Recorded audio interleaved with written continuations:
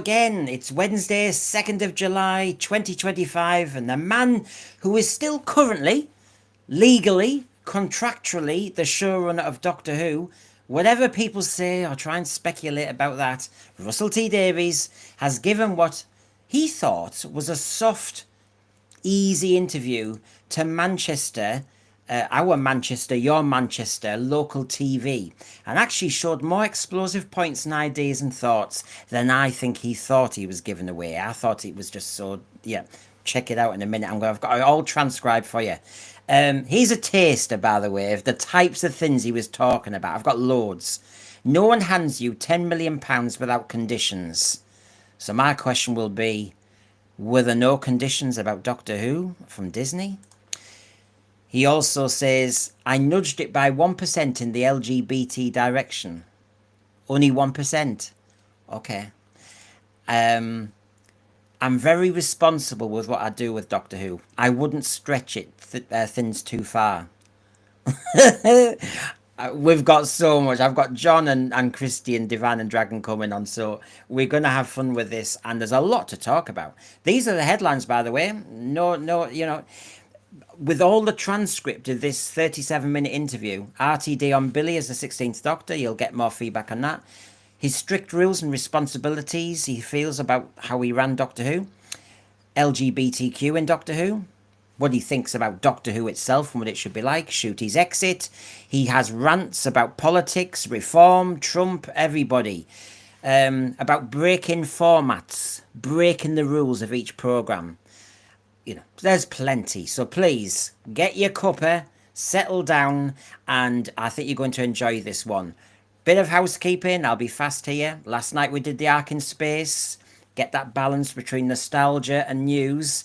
If you find you're too triggered by the news, get one of our classics on, the Ark in Space. And of course, please like and subscribe, repost, spread the word. We've all become friends now, so please, we're in this together. I mean, I'll be meeting my source again soon. Oh yes, more of which later.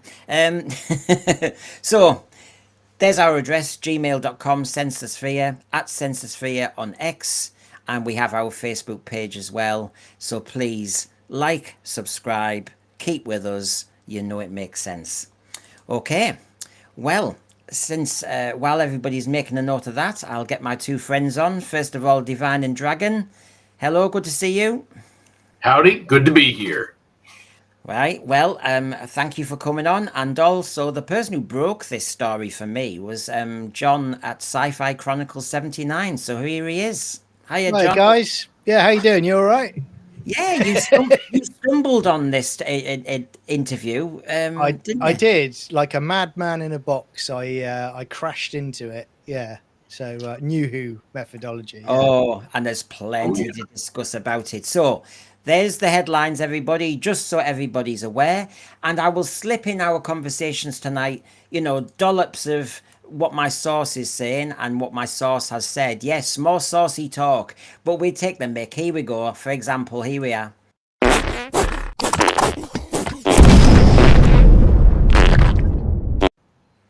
There you go. I'm on the lookout for sauces. I want more sauce. That's saucy. It was very saucy. So that's the situations. Now, this is a kosher site, by the way. This is on YouTube. Your Manchester, Russell T Davies, an interview through space and time, delivered extremely recently. This is not an old interview. This is a very up-to-date one. Okay, folks? It's just, for some reason, only a few thousand people have seen it in the whole world. So, Russell T Davies, an interview through time and space. And I have done the work for you, so enjoy. Okay, so there you go. You're Manchester. This is the interview. The context, of course, is he's trying to sell the fact that he's doing Tiptoe in Manchester.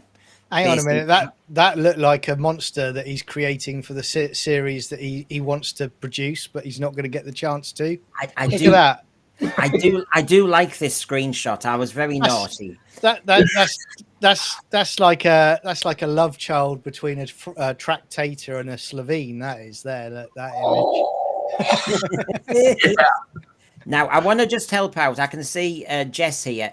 Yes, the 10 million quote is regarding Tiptoe. And he was referring to, as I'm saying now, his next drama, because that's a 5-episode series. And he said that's 10 million, right?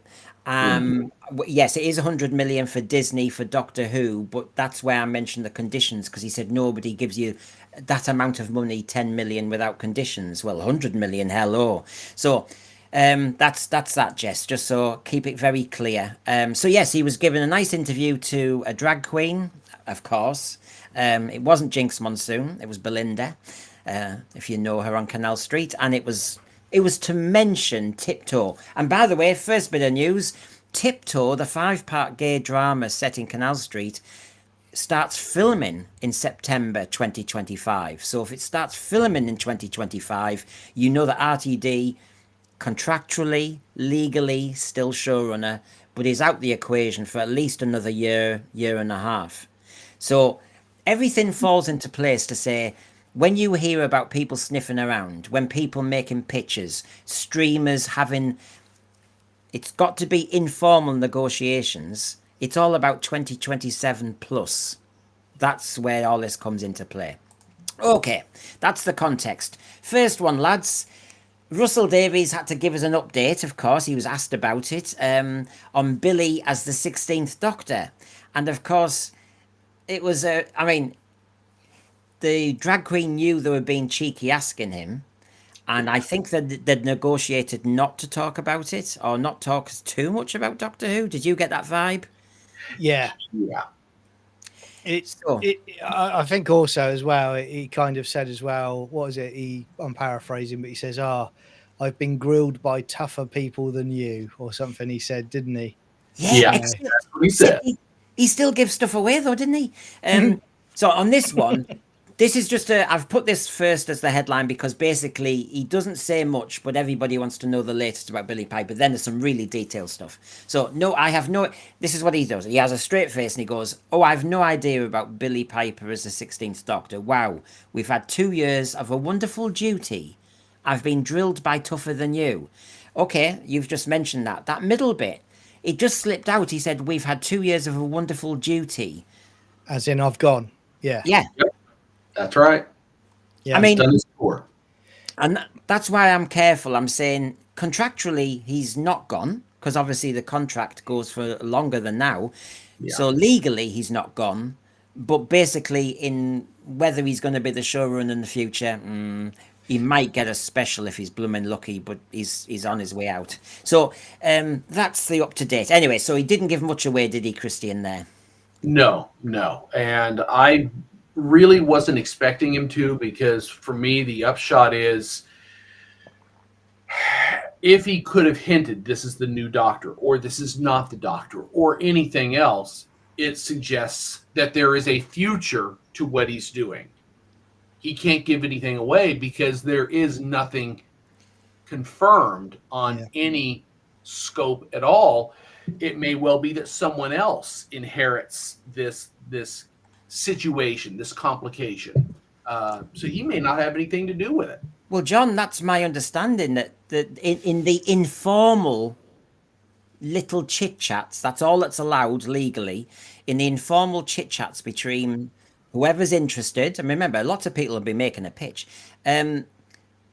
This has proven to be a complication already. The Billie Piper stunt arrival. Yeah, it's whoever signed this off, is just as culpable as Russell T Davies is, because it should have just been a fade to black screen. If it's gonna stop, it stops. If it's gonna come in with new showrunners, they've got the black screen where they can just bring in their Doctor. If they want to do a regeneration scene, they might just do a 9th Doctor and have him appear as the Doctor in the episode. One thing I was going to say, mate, and guys as well, is when they did the promo stuff for season 2, and I think I said at the time that it felt like a wake compared to how arrogant and cocky they were in season 1 promotion, where they were insulting fans and saying whatever they felt like. It felt like a wake. And I did say at the time, and I felt that what would probably happen is this is going to tank, But what I felt was you will then get to a point where Russell T Davies will do a self-preservation tour with his PR or marketing team advising him probably to do it, where he will go on certain shows and he'll take the softball questions, reinvigorate his image with the public and his fan base, and then he'll go off and do his new Channel 4 series. And lo and behold, this is exactly what I think is starting to happen. Now this is not the big headline. I didn't lead on this today because he basically just mentions Billie Piper. He's asked about it, so I'm being fair to everybody. It was not anything sexy there. It does get tasty though. Russell T Davies's strict rules and responsibility as a showrunner in how he dealt with Doctor Who. Would you like to hear about that, everybody? Of course you would, because he took it very seriously. Oh yes. So here's the first one. No one hands you £10 million without conditions. So therefore, if Disney handed £100 million, as my source says, surely there must have been some sort of conditions. Clearly there was no creative control in the contract, which was a mistake by Disney, but surely there were some conditions. And Christian, my understanding was that notes were being sent by Disney with information about how it was tanking, various things. I even was told that RTD wasn't taking the phone calls from Disney, and Julie Gardner had to intercede. That doesn't surprise me in the least. My feeling is that Disney at this point was banking on a return to form circa 2005. He was a winner then. He'll be a winner this time. We don't have to intervene. We don't have to have a creative control clause in it because we trust him to generate something that will create views for us. Within 4 episodes, they realized, oh my God, no one's watching. And the people that are watching it hate it. We've got to send some information back to them. We've got to see if we can correct this. But it was too late at that point because the contracts were already signed. They didn't have the opportunity to impose conditions on RTD, and they were stuck with whatever he, in his mind, chose to provide them. Yeah. Not a good look. Not a good look. Now, this quotation, John, is from a greater section, so I'll show everybody now the section.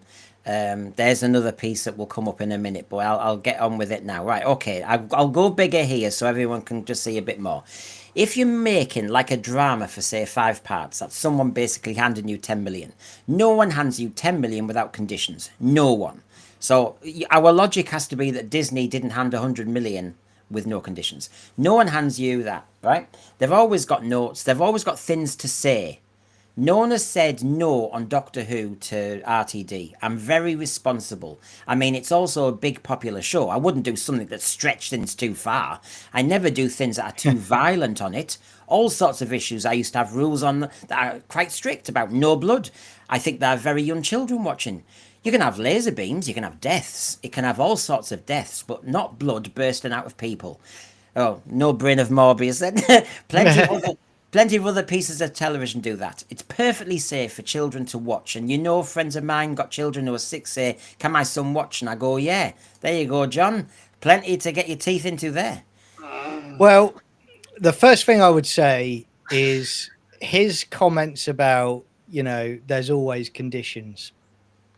I don't think there were conditions when he got this gig, when he came back. I think he was given by the people there carte blanche to do whatever he want without any oversight, and we've just seen what has occurred with no oversight. Now, what I think he's actually doing here, and this goes back to what I was saying about the PR, the RTD PR and marketing team are now starting to flow. He's now trying to push the responsibility from not me. It was a team effort. That's what he's doing now, and that's what he'll continue to do every time he has an interview. Yeah. Christian, what would you like to get your teeth into with this part of his interview? Exactly that. He's deferring responsibility. A year ago, it was no one says no to me. They can't make me do anything I don't decide to do myself. Now, as John is saying, it's a team effort. They came with notes. I'm going to respond to their notes in kind. I'm going to give them more of what they want. That is not, in my mind, how this started. And what really stands out in my mind after that was he wouldn't do things that would stretch it too far. Perhaps in his mind, he didn't go far enough. No, he went so far over the edge, you'll never catch him. And remember, I didn't ask questions about this because I didn't know how far I would be able to dig, but it was made clear to me that there had been channels of communication trying to get to RTD with detailed notes. He was not responding. Wow. So it's fascinating how he says this as part of his PR pitch, but the truth is very different. I mean, what he's saying there about I'm also always careful not to stretch it too far, that makes me chuckle, because that's the equivalent of an elastic pair of underpants on a very overweight guy that has been stretched to the limit and has now just snapped because of what he's done the last 2 years. This guy, you know, the arrogance of this guy is astounding, really. I mean, everything that he's done, and he still thinks that he hasn't stretched it too far. It's baffling, isn't it? Well, we've got Frank here saying, so I guess over-sexualising a doctor for 6-year-olds is okay then. Do you know, this is what I mean. We're going to have fun tonight, Thread, and we're only just warming up. There is so much here. I think he did think it was a soft soap interview. Oh my God, there's loads. There's loads. Yep. And the point is, you can pick holes in this. What gets me is he's obviously sold his pitch to the BBC and Disney, and they've just given him carte blanche to do whatever. And yet when you hear him talk and all the sentences join together, the logic is not there. Everybody here is going, well, you say that, but you've contradicted it in your script. You say that, but you contradicted that then in season 1. He doesn't join the dots. He's just so busy almost hyperventilating his PR machine. So, I mean, he mentions the 10 million without conditions. So I have to say, I want to know, I really do need to know what's going on. And I was talking to my source about the BBC commissioning editor and their role to do with Doctor Who. I mean, how hands-on or not were they with RTD? There's a lot of questions to ask at the BBC about that commissioning editor. So there's an awful lot more. I've been saving these programs from the details from my source till I've actually got it all lined up. This is just an extra freebie, this. So they've always got notes. They've always got things to say, he says. I don't know when he saw them. I'm very responsible with Doctor Who. I mean, it's also a big popular show. I wouldn't do something that stretched things too far. Stretch things too far. Breaking the fourth wall. A drag queen who actually does some strange sexual stuff. I don't know. Where do you start with this? I think my argument is he has stretched it too far. He's broken the formula in how he's playing with it. What do you reckon, Christian? That's exactly what he's done. He wants to have his cake and eat it too. Like, okay, a lot of people can get behind the idea of no hyper violence with blood spraying on the screen to shock a 6-year-old child, but it's okay to watch a drag queen perform fellatio on a baton. Yeah. I'm sorry, but where do you draw the line in terms of what you want to insert? It's an upside down morality, isn't it? That's what we're dealing with here. It's, you know, up is down, down is up in his head, you know, where he says about, you know, it's safe for children to watch, and blood and lasers and that stuff.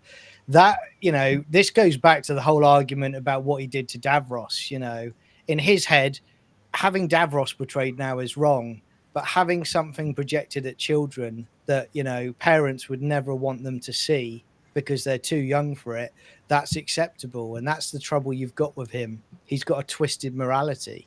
That's the problem. The other trouble is, I mean, we're picking on various bits quite rightly. And so the element there of, I mean, I mentioned Brain of Morbius and the blood, you know, that moment. Yeah. I loved all this as a kid. But I will say is in Robot Revolution season 2 of RTD2, didn't we have the naughty boyfriend turned into a sperm and an egg? And he's saying it's acceptable for 6-year-olds. He says, I wouldn't go too far. I'm sorry, but the language did the job. You know, the dialogue says that man no longer exists, and the doctor's dancing around, celebrating the fact that the man never existed, Christian. Yeah, well, it stamps on the identity of the Doctor and on the identity of the show. RTD is very selective in terms of what he chooses to vilify at what time for what purpose. So we don't want Davros to be inhibited by a wheelchair. On the other hand, let's give missiles to someone in unit to fire on an enemy from her wheelchair. I mean, he's very selective about how he interprets when certain components should be in the story and when they shouldn't be. And it's a very cavalier approach to an established property. He's not respecting. Well, as John comes in, I just remind everybody we do have what I call them shonky chats, super chats, because I will try and keep up with the thread, but it is going to be a busy one. I can see already people, John, are champing at the bit on this. Like Jess, plenty safe for children. Well, we won't go into that. Where the one who thinks torture's okay. There's one example. I mentioned the sperm and the egg, killing somebody that way. Yeah, his anger management in the Interstellar Song Contest was bad enough.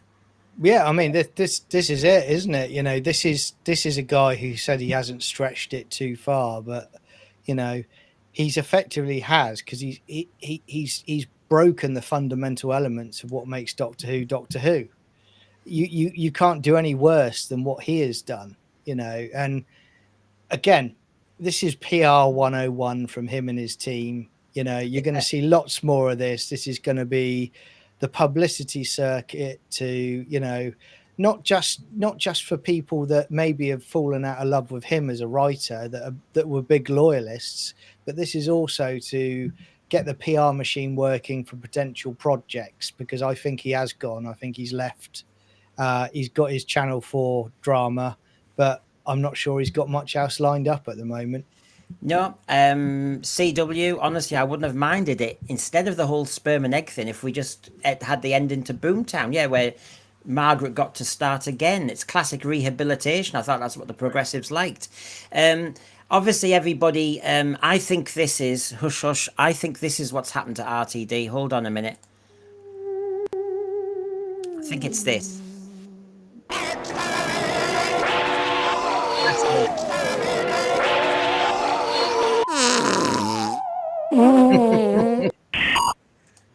That's what's happened to RTD. He's no more in Doctor Who, I tell you. The funny thing is, he turned the laser on himself without realizing it. Yeah, but you see, this has been the look. Oh God, how far ahead must I have accidentally, folks? I'm no show off. Accidentally been ahead in my saloon last year. I compared RTD to Mary Whitehouse. I said he's regenerated. I remember trying to play with my thumbnail, John, trying to create Mary Whitehouse and all that regeneration energy and RTD, because I really truly felt RTD, the way he talks about the sonic screwdriver, Davros, Cybermen, loads of things to do with Doctor Who, that he was turning into the Mary Whitehouse of Doctor Who. He was wrecking it. He was censoring everything. And yet when you see this quote here and he says, oh no, I'm very strict. No blood bursting out of people. Okay, yeah. And we know in Attack of the Cybermen, the bit with the blood and Brain of Morbius, and laser beams are all right because it's a surreal type of death. I know you can have deaths there. It can have all sorts of deaths, but no blood. Plenty of other pieces to television do that. So he and never too much violence. The thing is, there's nothing. And my concern, John and Christian, is if this is the type of producer who creates Doctor Who in the future, I don't want it back at all, because they seem to be purifying any jeopardy or anything, so they just kill it. Yeah, it's a pound or dollar store version of what Doctor Who should be, isn't it? Basically. Oh yeah, well, I think we've kind of discussed this. this is not Doctor Who. This is RTD's personal fanfic. So he could kind of promote whatever fetishes he has on the screen. And I'm not pleased with that. I'm not pleased with what it's left of this property. Well, by the end of tonight, Paul Ashworth's gone early thinking, thank you very much, by the way, thinking that he needs a psychiatrist. I have only just started to treat his narcissistic tendencies, allegedly. Then he needs a long vacation. He did say in the interview he hasn't had a holiday for 14 years. I think that's a shame. I mean, at a human level, we know he's faced things in his private life, and we all do at time to time. But 14 years without a holiday, I don't think it's not healthy. Oh, well, I mean, hopefully he's not involved with Doctor Who anymore, and we can just fire him off in a rocket to the Eye of Orion or something like that. You know, he can have a long holiday for as long as he wants. Yeah, or go. maybe a holiday like this in the Two Doctors. Remember when they went fishing? Yeah. Yeah.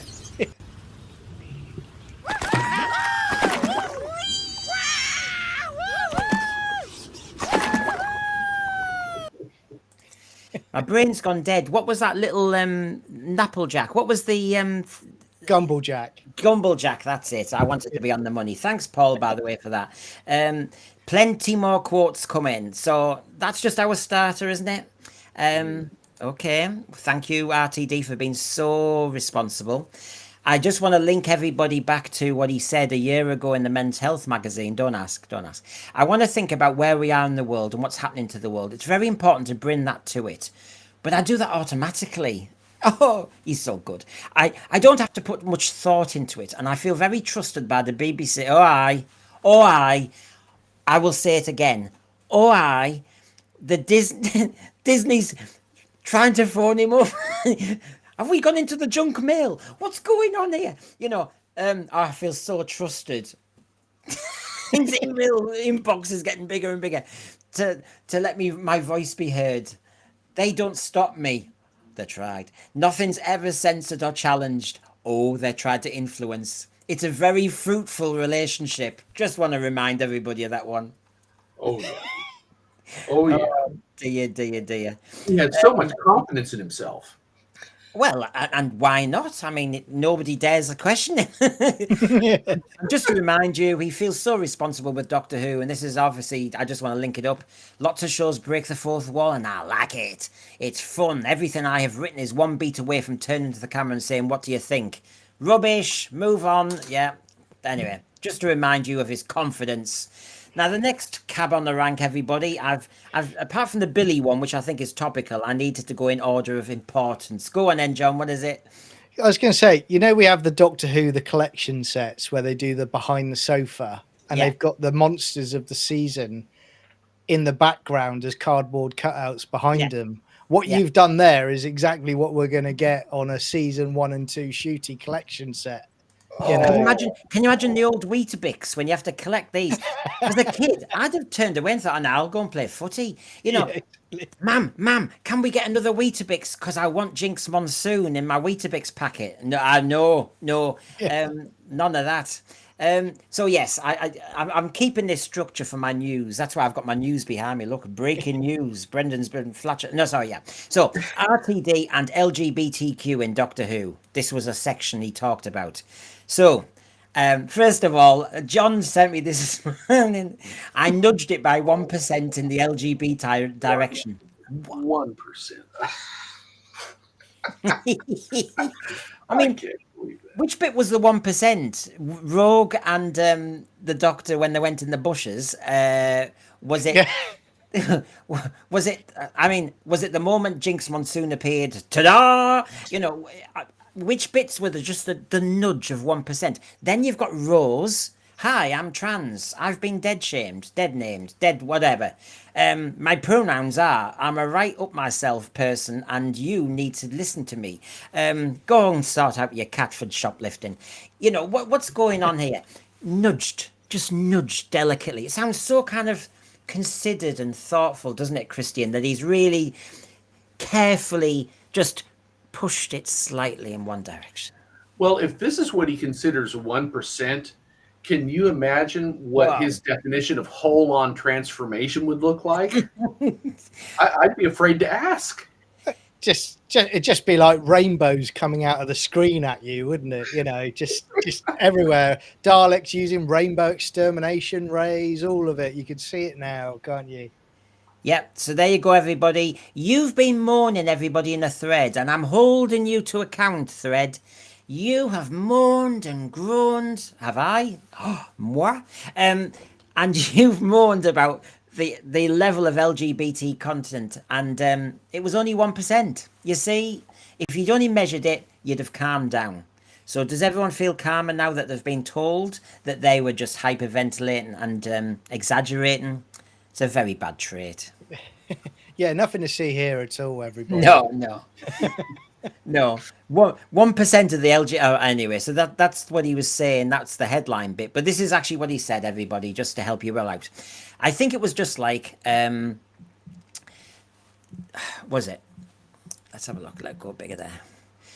I think it was just like nudging the proper LGBT side of everything by 1% in that direction. But it's 2025. You also have to look at what the others are doing. I find a lot of the other science fiction franchises very straight, very masculine, very testosterone, and so that's our space. Do you think that's where Doctor Who can fill a space? Well, lads, when you heard him say that today, I was getting jealous of all these other shows that are very straight, very testosterone, very masculine, because that's, but is he saying that the gap in the market is to go very LGBTQ, and that's what I did? Is that what you took from that?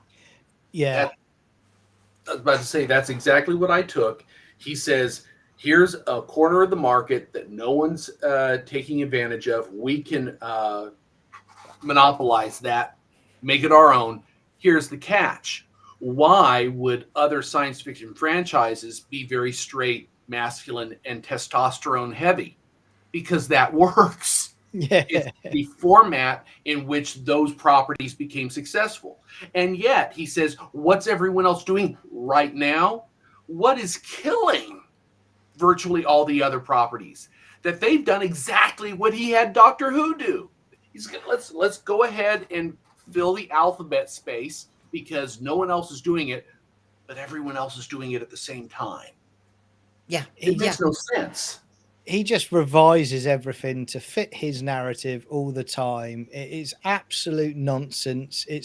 He knows full well that, what was going on in Star Trek Discovery, for example. He even tweeted before season 1 started. He tweeted back at Terry Matalis, who did Star Trek Picard season 3, and he basically said, love your show, and then basically said he's a big fan of Star Trek Discovery.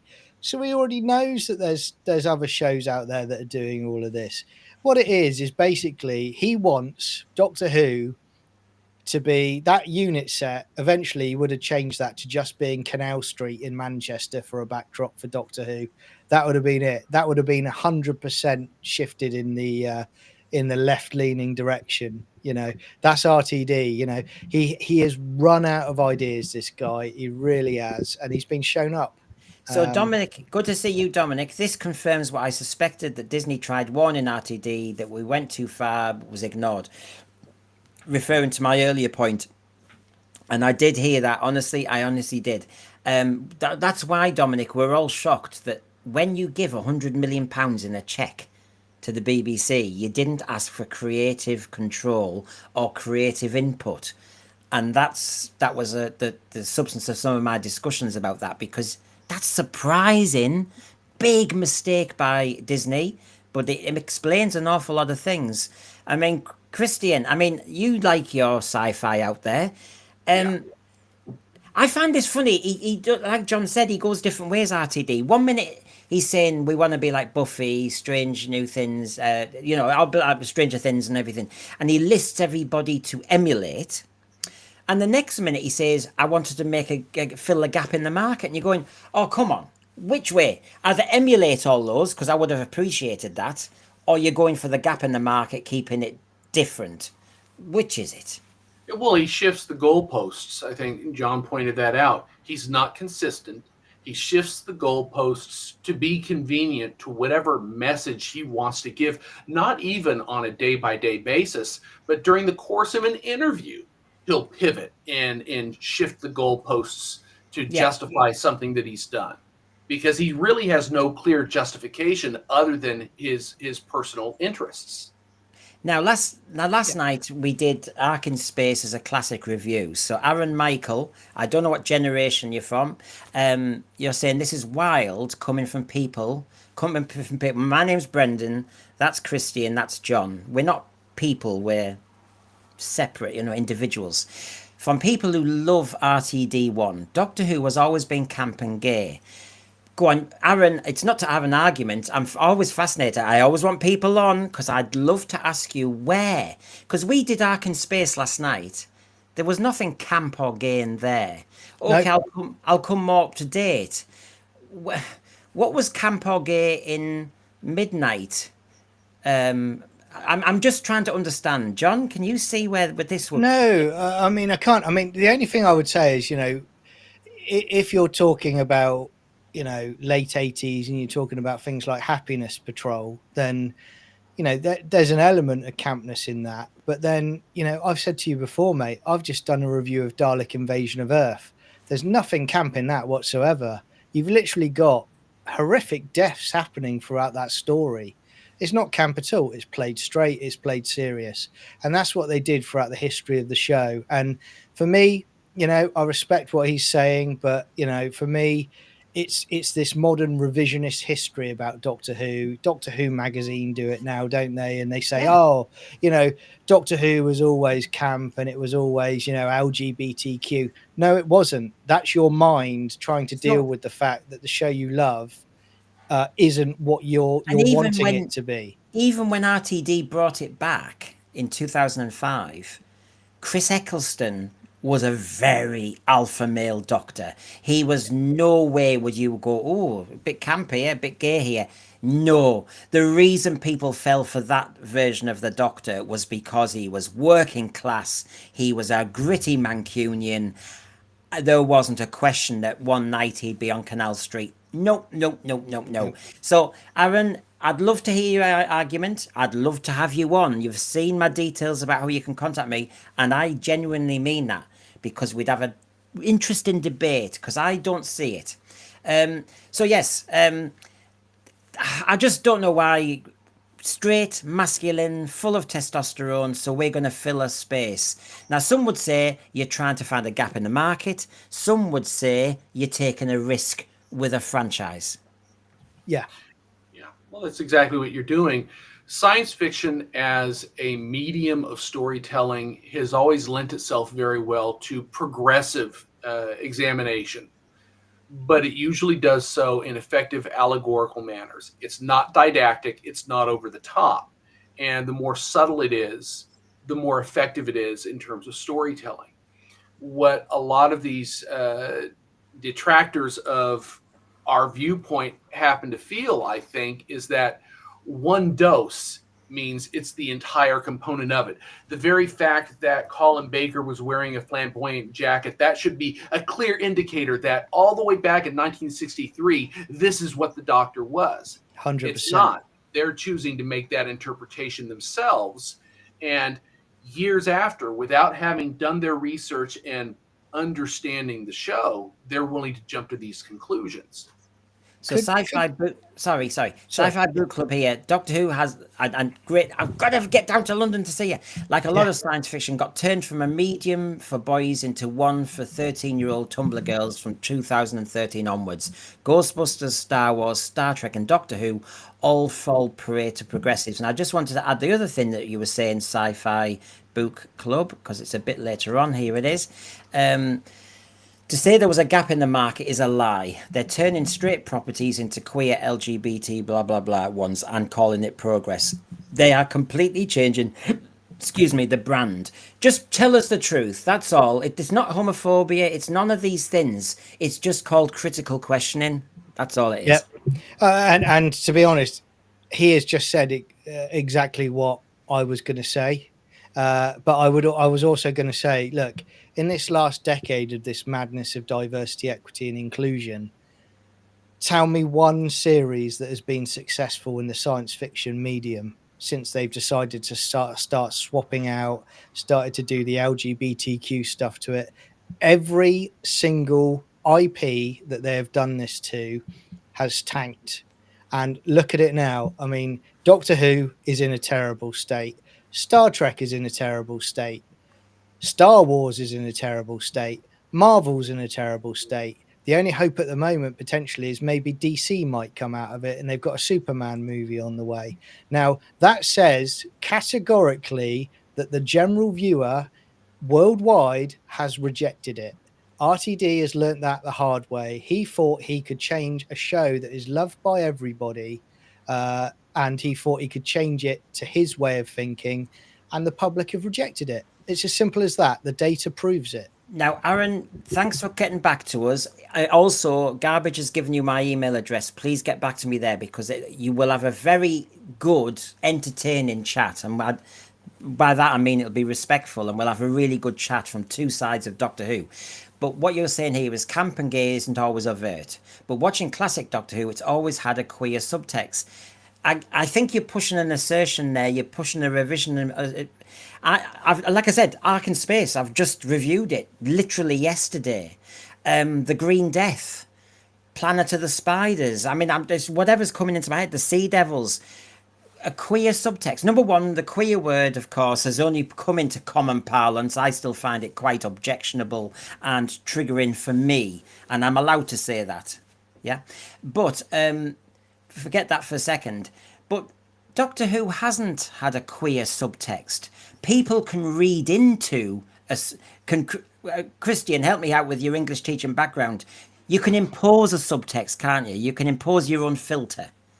Absolutely. The filtering process is very commonplace for readers or story producers who want to see things through a particular lens. And unfortunately, it lends itself to a lot of revisionist storytelling in the process. And what do you do if you're going to revise history? You're going to try and change it, like changing canon in an established property, to service your preconceived ideas. That's fan fiction. So Mad Mackham, by definition, subtext is subjective. Aaron, yeah, this is the only thing where I'd really kick back on you, Aaron, before I move on. Stop watching if you can't handle... Now, you see, you're using very strong pejorative language, maybe deliberately to antagonize. It's not going to work. No, I'm not going to be told to stop watching when I pay a license fee, Aaron. I pay a tax to watch. Secondly, if you can't handle it, who said I can't handle it? I'm here now. I'm here to discuss. I've invited you on.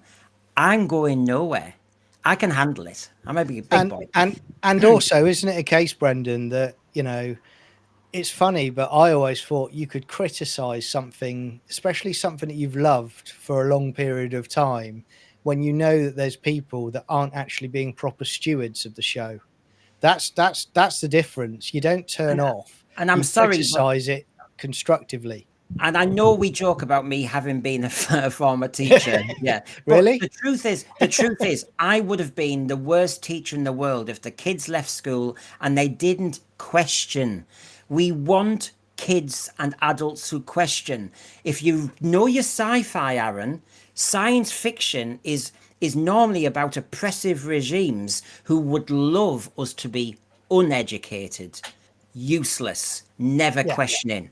We are doing the essence of sci-fi. We are questioning. Well, I would go one step further and just say, I'm not sure Aaron understands the views are down. People aren't paying attention to it. The show is going on a hiatus, official or otherwise. This would not happen if something was working. If you are a fan, you want the property to succeed. That means you're going to provide feedback and hope that they hear you in order to improve that property so that it has a long life ahead of it. Yeah. If it's not successful, then what's going to happen at that point? So I wouldn't want Aaron to suggest, hey, don't say anything. Let's let the fans drift away and we'll let them generate this version of the show until they stop making it and it falls into the history books. Yeah, you're right. And the I was going to say the best analogy as well I always give is, you know, when I have hear comments like that, and I've heard a lot of comments like that over the last few years, is the fact that I'm also a football fan, you know, and the team that I support is doing atrociously bad the last few years, but I still support them because I have the hope that one day it'll become good again, that the good times will come back. Now that's my right to do that as a fan of that football club. And that is also my right to do that as a fan of Doctor Who. And if I just come in for Aaron Michael, Aaron, you've got to be sensible, as Garbage is saying. It'd be nice to keep you in the thread, but don't insult anyone, because I can prove a point straight away. I'm gay. I'm 57 years gay, and I'm also an ex-teacher, don't you know? And so I can talk about sci-fi, I can do quick critical questioning, and I can also play the victim card if you want. But here we go. Did you know I'm Brendan Noble, former teacher? Yes, we know who you are. Oh, hello. Doctor, wouldn't mind cloning you. Typical sense sphere. Yeah, we all still want to laugh. Everybody's allowed to question. Everybody's allowed an opinion on the sense sphere, but we don't get personal. And Garbage is just saying you can stick with us as long as we treat each other with respect. I'm allowed a view after 57 years. I bloody hope so. And so are you, Aaron. I've even given you, moments to be discussed and to come on. I have not blocked you. I'm not that type. Okay, then. So let's carry on with what was said. Now, he moved on a little bit. I adore Tom Baker, said RTD. I mean, still the most amazing piece of casting. I petitioned, and now this is in jest, everybody. I petitioned for Doctor Who in Queer as Folk. Vince has all the Doctor Who videos. The important thing about that is it made Doctor Who fans cool. They'd been kind of laughed at in the media before that, but here was a young sexy man who was given a canine for his 30th birthday, so it associated my name with Doctor Who. So whenever the BBC came knocking and said, do you want to come and do this or do this project, there was a buzz, doors opened, and I just waited for Doctor Who to come up. So just to give you that was a context there for everybody. It's a 37-minute interview. Some of the bits are tasty, some of them gives you a bit of context. So yeah, he has a sense of humour still. I was pitching for Doctor Who via Queer as Folk. Okay. And then, of course, we come a lot more onto the LGBT thing as well. Because he said, the funny thing is, you see, Doctor Who has a lot of gay fans. I always thought that was an exclusively Doctor Who thing. But the interesting thing is, when I was back in 1988, when I set out to write Queer as Folk, I thought, well, I've got a 15-year-old gay character. I better go and meet some gay youth, some young people to find out how they talk and what they're interested in. Bear in mind, gay youth groups, there was much more of a rare thing. That's a good bit of finding, and it took a bit of trust to be allowed in as well. So I did, and I discovered that they were all Star Trek fans. Doctor Who was off air, so it was a very sad moment in my life to realise it's not Doctor Who, it's science fiction. It's the escapism of science fiction when Doctor Who is off air. Now, the one thing I just noticed then was he had this perception that Doctor Who has an awful lot of gay fans, and it was just Doctor Who, that it wasn't other sci-fi. It's just... I mean, again, that's, revising the history of the show to fit his own narrative. That wasn't the case when I was growing up. It was people at school, kids at school, all talking about how they loved the last episode of Doctor Who. That was it. It was popular. It was good. That was when good Doctor Who was on. The other thing I would say to him about, and this is what makes me laugh about RTD, he said it's science fiction. It's the escapism of science fiction, when Doctor Who is off the air. The thing is, you've now written two series, and plus the specials, where there isn't escapism because you're preaching in every single episode that you put out. So you've even not followed what you've said there. Doesn't follow what you've actually done. So again, you're trying to rewrite the narrative yet again.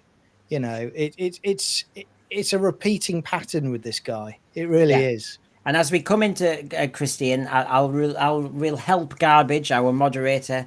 Aaron, this program is about RTD's interview. I advertised it as that. If I started waffling on about 1975 Doctor Who, you'd go, what's going on here?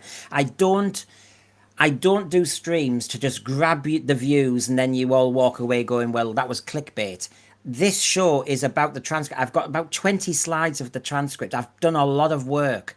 I'm not going to be waffling on about other stuff. Yesterday, I was waffling on about Ark in Space. I'll be waffling on about the Sea Devils in a few days. On Friday, I'll be doing the Woke Show. You know, it is what it is. Each day, look at what the lid says on the tin.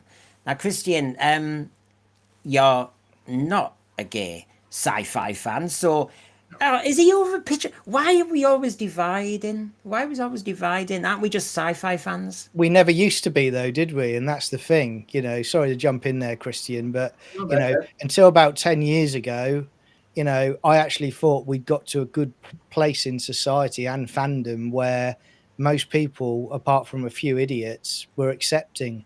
Now, look at it. It's just been blown completely open because of the nonsense that's been preached and spread the last 10 years. That's my view. I think that's reasonable. It's a matter of what I call proprietary interest. You want to take ownership of the property so that you can use it to further what's important to you. And that means if you have to separate out fans, we don't want these fans. We don't want these fans. We want these fans right here. And then I can create what my vision dictates is important according to my preconceived notions and my personal fan fiction in my head.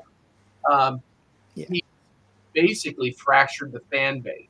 And I think I saw a blurb where our testy chatter is saying that don't make this about the culture war. Yeah. We make this about the culture war. No, our ideas made it about the culture. You can reflect society, but you don't have to go so heavily into it. That's the beauty of when we did Ark in Space last night. Ark in Space had enough nuance in it for you to make your own decision. Paul Richards, lots of people from different backgrounds loved Doctor Who during the classic run. The Doctor never needed to be representative of any sexuality or even any class because he was a mysterious alien. That was the beauty of it. Captain Kirk was limited. Picard was limited because they were human. The beauty of Doctor Who is he could be something completely different. He could look down on us or look up to us or be proud of us like he was in Ark in Space. Indomitable. Yeah, that was the beauty of it. So anyway, this is the whole thing about what fans were. So, hey, everybody, we're Doctor Who fans. RTD, the legal showrunner still, the contractual showrunner still, was talking about Doctor Who. So let's see what we think about that. We've all got skin in the game on this one. So, and of course, I'll just say for a second, I'm using this logo version a lot by Thin Kin. Beautiful, absolutely beautiful Thin Kin. I adore that one. It's just got the right vibe. So thank you very much. Nice one, buddy. And of course the videos, my AI videos made by Garbage, he's gone well over 1,000 views on his Billie Piper one. Find his channel at Garbage Who. So here we've got another bit of the interview. It's just full of imagination. This is Doctor Who, remember. It's just full of imagination. It's just fun. Good heart, and it can make you cry. Oh, I've been crying, I tell you. It's full-blooded and emotional. Do you know what? When I watched Kinder, I always thought that. No. When I watched 4 to Doomsday, no. Am I going to get stuck on season 19? Yeah. The Visitation, Black Orchid, Time Flight maybe. You know, when Tegan left. Doctor, I'm in Terminal 4. No, I still don't know. I haven't got the key to it, and that's part of its success. Now, this bit, everybody, please embrace. We said hubris. This is our great super guru showrunner. Oh, hello, Modest. I haven't got the key to Doctor Who's success. I still don't know what that key is. People trying to work it out. You can see a lot of people over there going, how does this show work? And you never quite get there. And that's very healthy. And do you know what, Christian? That very last bit in that sentence, I really do make that next logical leap, which is when you say to somebody, I never quite got the key to its success. I give it a go. I'm not quite getting there. it's very healthy. It almost sounds like RTD is actually doing a kind of summary of his era and is realizing, well, I give it a go. Well, yeah, and in a way, it's kind of it's deferring responsibility. I didn't really know. What do you mean? You thought you knew when you did it the first time? Some of it worked. You thought you really knew when you did it the second time? It clearly didn't work. So what's the difference between those two eras? And the only distinction I can think of between the two eras was the amount of oversight he was subject to 20 years ago that he did not have to respond to today. Yeah, and he doesn't understand why that is. Hey, I was the next best thing to God in the show 20 years ago. Why aren't people treating me like a god now? Yeah. It might be because you changed it so drastically that it doesn't resemble what it once was. That could be the reason why people have stepped away from the show. I mean, that's a wacky idea, I know, but you know, what do you reckon, DD? Just crazy, eh? just a tad. It was. Remember, it was only 1%. 1%. Yeah. And Jason and Jason G, may I just say, please wait for a bit longer. I'm not being a horrible clickbait. There's just some really good transcripts coming up, aren't there, lads? When he talks about politics and he talks about various things. It might have been a safe interview, but my God, he gives a lot away, and we haven't talked about Shooty yet or anything. My God. So, yes, he talks about that. And Jess, yeah, that's how it goes. Cry me a river. Where's the hack is concerned, it's caused us all to cry. So, yes, I did like that. I nearly picked this as a key quote when he said, I haven't got the key to what makes Doctor Who successful. And of course, a lot of people are going, we know. we know. There's a lot of execs probably saying that now as well. Yeah. I'm sure Disney were going, I thought we just ordered Doctor Who and you've just changed it. Can I just say as well, you cannot emphasize how bad this run of Doctor Who has been when arguably the most woke and diverse company on the planet have actually said, no, we don't want it, potentially. That says everything I need to know. Yeah. Now, I want to break this up slightly, everybody, because I want to be fair with lots of things, because sometimes people who've worked with RTD tell us a lot as well. Now, it's just got a noisy sting at the beginning, but if I just show you the beginning and you get your ears guarded for a second, but we'll intersperse the transcript with what actually has been said about RTD and what he's done with Doctor Who. Here we go.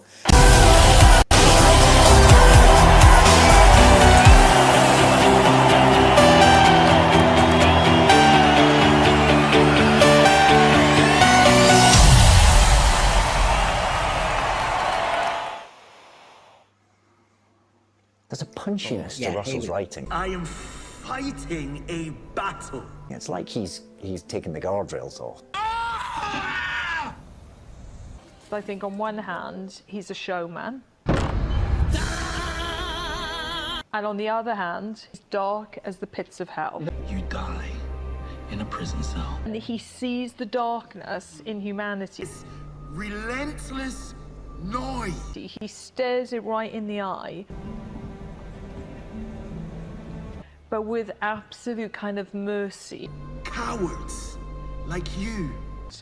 And thought and understanding. An awful lot of people have masturbated over my work and come up to me and tell me. He knew when TV doesn't talk down to kids. I make my mind blank too, sir. It may not be necessary in your case. When TV doesn't talk down to kids. All of this is bogus. No. Yes. No. Where it treats them with intelligence. It's not. I think that Russell went, oh yeah, I remember this feeling. To make that character 15 is so vital. Imagine now being able to be this political. Right, now it would be a trans character walking in there. It's like We know everything. Thanks. And you know nothing? topic of wherever society is, that's where you should be going. It's a shame you're not a woman anymore, because you'd have understood. Yeah, and I thought that's a revolution. You're assuming he as a pronoun. Being this influential again, back at Doctor Who. Yes, sorry, good point. Something a male-presenting Time Lord will never understand. It's the best toy set you can have. It's the most incredible power. You've got all of time and space. but it's a kid's show, and that's the power of it. The 15, 16-year-old boy, I watched that and it changed my life. I say this is how we see Davros now, without the facial scarring, without the wheelchair or his this, and I'm very, very proud of the fact that we have. And instead, Speddy splits in half, 2 doctors. Astronomically exciting. Here's the king, Dublin. I've had such a good idea this morning. Series Climax 2025 and 2026. I know what's happening in that as well.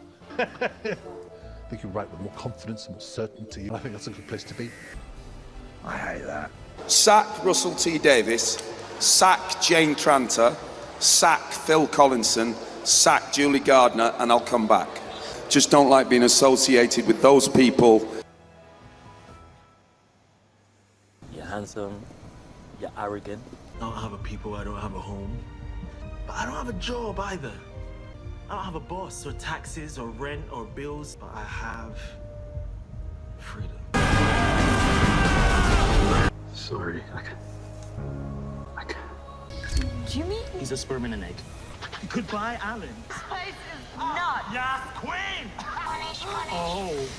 Punish. No need to thank me. You have to be invited into my TARDIS. You are exhausting. You stamp on the truth. I have energy to burn. Boiling in anger and poison. Boiling in anger and poison.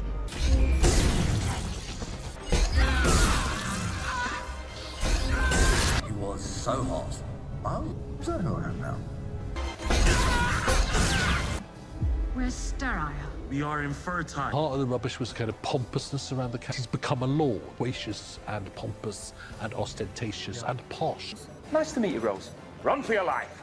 What is it with you and babies? I can't have children. I wish that she was exactly like you. Joy to the world! I have been a massive Doctor Who. So there you go. I thought I'll give everyone a taste. I edited that a while back, and as you know, I think it just reminds us of where we are, and I think it gives you a fairer gloss. Yes, I've edited it, but it still gives you a fairer gloss of what we've been seeing or not seeing. Thank you very much, Garbage. That's very kind of you. We try our best. There's a bit of irony there, there's a bit of fun there, and there's also that amazingly fun clip. But thank you very much, Garbage there. What, John, when you saw that back again, when we are dealing with RTD and where we stand with Doctor Who, what was coming to mind then? Well, the first thing that happened when I started watching all that back was my internal organs started to liquefy. They couldn't handle the sheer devastation that was put upon my eyes and my ears. So I'll have to deal with that. So I might not be on the next live show. I might be recovering. The other thing I would say is, and I've said it before, I agree 100% with what Eccleston said, because those things that Julie Gardner and Jane Tranter are saying about Russell T Davies, they are compromised. So they should not be making decisions about Doctor Who after what has just transpired over the last few years. They were too close to this guy. They didn't put proper checks and balances in place. And this is what the viewing public got for 3 years. That is on them. Whoever is above them and who effectively signs off on some of the stuff or holds them accountable, I'm pretty sure, and I hope they're looking very closely at them now as well, because, you know, they clearly are compromised by Russell T Davies because he's a friend, not an employee. And I can see, I'm referencing Aaron because he's on the other side of the argument, it looks like a little bit. But Aaron, it's good that you're staying. And like I said, please write to me. But my argument is this. I've got evidence of people who've worked with RTD. David Tennant said, this time RTD looks like he's somebody with the guardrails off. Dangerous, risk-taking, pushing. I think, and then, you know, Julie Gardner, his friend, talks about the darkness in him. And you heard about how he wants to use Doctor Who as a political game. I mean, Christian, all I'm doing, and yes, I've edited it, but I've done it fairly in the way that he's damned by the praise from his friends. Well, he is. They reveal both his direction, his drive, as well as his hypocrisy in all of their commentary about him. The fact that, the guardrails are now off, there are no controls. As John is saying, they are friends. Because they are friends, they're not working as professionals, and they don't know where to draw the line. Do they endorse a lot of what he's doing? When you look at the dichotomy, the juxtaposition of darkness, comparing it to a camp scene, or lightness comparing to a very undoctorish behavior, such as the Doctor torturing a defeated foe. There's no rhyme or reason to this. It's like they don't understand what they've unleashed. This is what I mean, Christian. This element here, when he says Doctor Who, it makes you cry, it's full-blooded, it's emotional. Actually, I think he's got the gears wrong. Number one, I can think of loads of Doctor Who stories where there was hardly a goodbye. I mean, gosh, you got that one lamenting moment of John Pertwee when Joe Grant got married. Tiny little moment, but that was a rare moment. Most of the time, he just cleared off.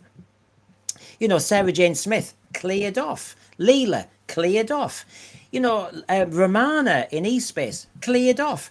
This didn't last long. So I'm sorry, we're over egging the pudding again here. And the version of emotion I think we've had from RTD, yes, it might have had a payoff with Doomsday at the end when Rose disappeared. I think that landed. But you also got, because emotional can be lots of things. You get his torturing somebody. You get him passion on somebody, and so lust. It's not love, it's lust. And therefore forgetting his responsibilities. I don't think we wanted our Doctor there. As Peter Davison has argued, the companions needed a bit more jeopardy and they needed a bit more emotional entanglement, but not the Doctor. I think that's fair. The companions, especially if you have more than one, as in the case with the pawns, you're doing good because they can play off of each other. And if you want that dynamic emotional relationship in the context of the story, the companions, the human companions or the extraterrestrial companions, you don't always have to have a modern day human. They can serve that function. The Doctor should be beyond that. Yeah. And teach resilience. The tears of the 15th Doctor. Okay, I'm not anti-crying. Crying is healthy. But the thing is, it was a one-trick pony. Him thumping the wall in season 1 in the finale, anger management. Season 2, anger management issues. Then bursting out into tears. I think we were giving kids a bad role model for how to deal with stressful situations. Thumping and, well, letting crying paralyze you is no good. Letting it out is fine. So I just think he's got it all wrong. And of course, he's trying to do soap opera, which is my other issue. Now, of course, RTD on Shooty's exit. Yes, I'm sad to say, spoilers, everyone. Shooty left. So basically, what has he got to say about that? Oh, it's part of the job. That's what happens. It's like a springboard, that show. Never used to be, really, did it? Let's face it. And let's face it, it's been happening since '66 when William Hartnell was ill. Tom Baker was such an extraordinary actor fitting such an extraordinary part. It's a once-in-a-lifetime miracle for him. And so basically on the Shooty exit, yes, he basically just says, part of the job, that's what happens. Do you know what? When he was saying we waited for him. We waited till Sex Education had finished filming. We delayed everything. We had Dr. Light episodes because of having to wait for him. He's such a catch. And of course the rumours that basically they had to pay out another actor for a year because somebody else got the contract. And Shooty was RTD's choice. Part of the job, that's what happens.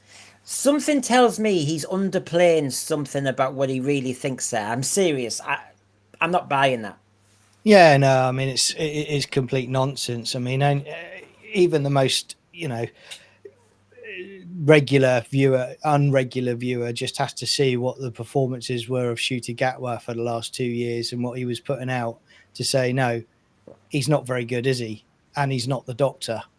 I would just like to diverge slightly and just say the Doctor, you know, all this nonsense that he filled with, you know, diversity, LGBTQ, you know, the Doctor, the proper Doctor, as he was originally envisaged, he doesn't care about any of that stuff. All he cares about is trying to save the next threat that's threatening a planet, the Earth, humanity. That's what he cares about, you know. And I always go back to that wonderful conversation in Pyramids of Mars between Sarah and the Fourth Doctor when Scarman has been found in the cottage and he's been strangled, and Sarah's go, you know, sometimes I just don't think you're quite, and then the Doctor answers, human. That's it perfectly. That's the Doctor basically saying, I am completely different. I think differently to you. I am, you know, and he even calls her on it a bit later as well. You know, he is focused with trying to deal with a big threat that is coming or is here. He doesn't care about pronouns and all of that nonsense. That's a human issue. The Doctor is focused on the mission. Well, he would call it peripheral or parochial issues. He's thinking of the universe. Yes. And if we were arguing about pronouns, I mean, the 14th Doctor, if he was acting like the Doctor and had the script had been written a bit more accurately, would have probably politely put Rose in her place and said, listen, darling, or whatever you want to say. Basically, pronouns, it's the least of my worries. I'm here about saving the human race or the universe. And pronouns, can I just say, darling, that's very parochial. Yeah, you got the example there, you know, Day of the Daleks with the Third Doctor when the brig walks in and he's playing with the console and he just says to the Brigadier flippantly, human beings are always squabbling over something, you know. Yeah. And that says again, the Doctor doesn't care about all that. The Doctor just wants to solve a big threat. That's it, you know. It's something that's been created recently to try and, you know, jump back through time and create this narrative to kind of what we were talking about earlier, that existed all along, and it didn't. It never did, you know. Sorry, that was my soapbox. But Christian, I do think there's an underplaying going on here. I can't prove it, but when you think of all the hyperbole he used about the Shooty Gatwa selection, and then he says, it's just part of the job, that's what happens. It's not even describing his legacy or his impact. It's just going, that's what happens, c'est la vie. Well, it starts out the way Gatwa was promoted initially. It made me almost feel like there was an infatuation on RTD's part. That level of sudden spontaneous investment in this person for the role. But after 2 years, it's like an affair that's gone sour. Okay, it's behind me. I don't care. I'm ready to move on. So when he's starting, this person should be in the role for the next decade. This will be the best exemplar of the Doctor the human race has ever seen and could see again. And within 18 months, he's already in the rearview mirror. He's ready to go on to something else. And as we've noticed in a lot of interviews recently, he is flatter. And please go and watch this Your Manchester interview, this 37-minute interview. I mean, I've mentioned, and I will have covered a lot of it by the end of this stream. But yeah, you can hear from his cadence.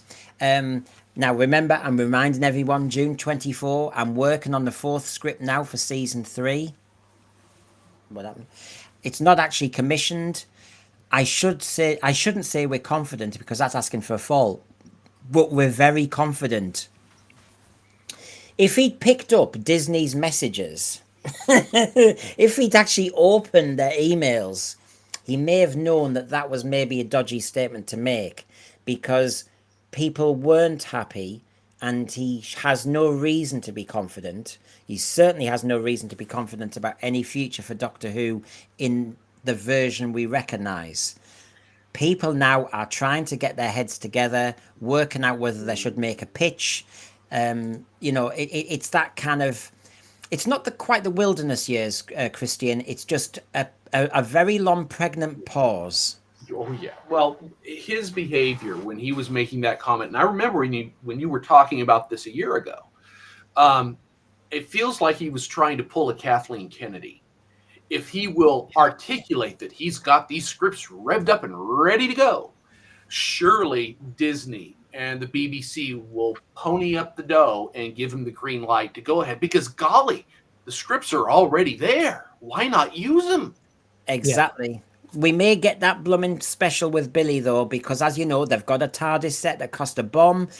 RTD's still under contract. Bad Wolf is under contract. In the meantime, do they just do a special? You know, the BBC don't care, so they might as well. So it's not all over yet, folks. I know nothing on this one. I know nothing. But surely, mate, just jumping in there, but surely, like anything, like, you know, if a football manager's not performing, you remove them from the position and buy them out of the contract. There's got to be a point, surely, with the BBC where they go, or whoever the potential future partners are going to be, if there are any, that you would say, do you know what? Although that's contracted, we cannot put that out. The brand is damaged as badly as it is now. That's only going to cause us more problems. Let's just pay them off. Let's get that contract down the road, and let's all move forward with the new project. You would think that's got to be something they're thinking about. Now, I've got two lovely super chats here. I'm trying to keep up with them. Lovely Jamie downstairs has just reminded me of Paul's that I had seen, but I got slightly distracted. I apologise, Paul. Naughty me. Slapped wrist. I've just bought a book, The Emotional Thesaurus. RTD needs to buy it because he does not understand emotional complexities. It's a good point to make. It's well worth making because, yes, I don't think it... Subtlety, nuance, little touches. Yeah. There's not just... anger as in shouting, and there's not just kind of, you know, sobbing in the corner. There's a lot in between. Never mind 50 Shades of Grey. Get that Emotional Thesaurus book, and there's plenty of shades of emotion. And we didn't really see them in Doctor Who. Whereas in the old days, I thought we did. I always loved that little moment with Nerys Hughes with Todd in Kinder. Just at the end, I thought, is there a moment they're going to get in the TARDIS? Please, Nerys Hughes, get in the TARDIS, because I felt as though there was a brother-sister type connection. There was emotion there, but that was it. It wasn't like love or anything stupid. It was just kind of a respect as two scientists. So thank you very much for that, Paul.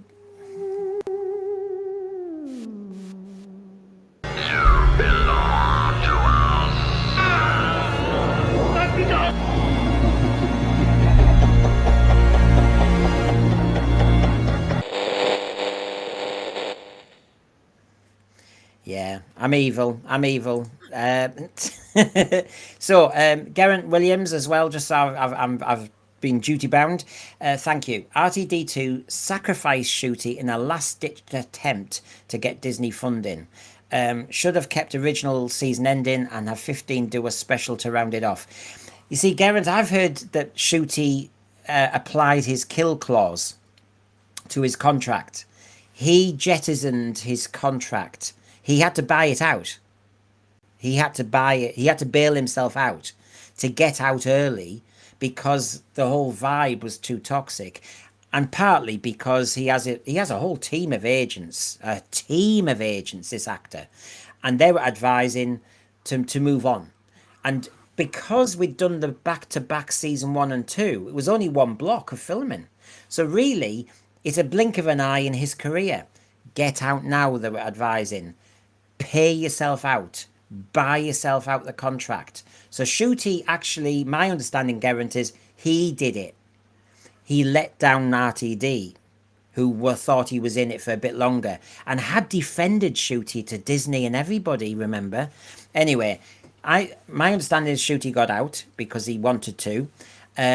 So I know what you're saying there. So it challenges a bit of your kind of idea there, but I do understand that the Billie Piper stunt was a last ditch attempt to get interest from Disney and other streamers if the show goes off the air. So we're right and we're wrong type thing. Okay. It's not a good way to get interest though, is it?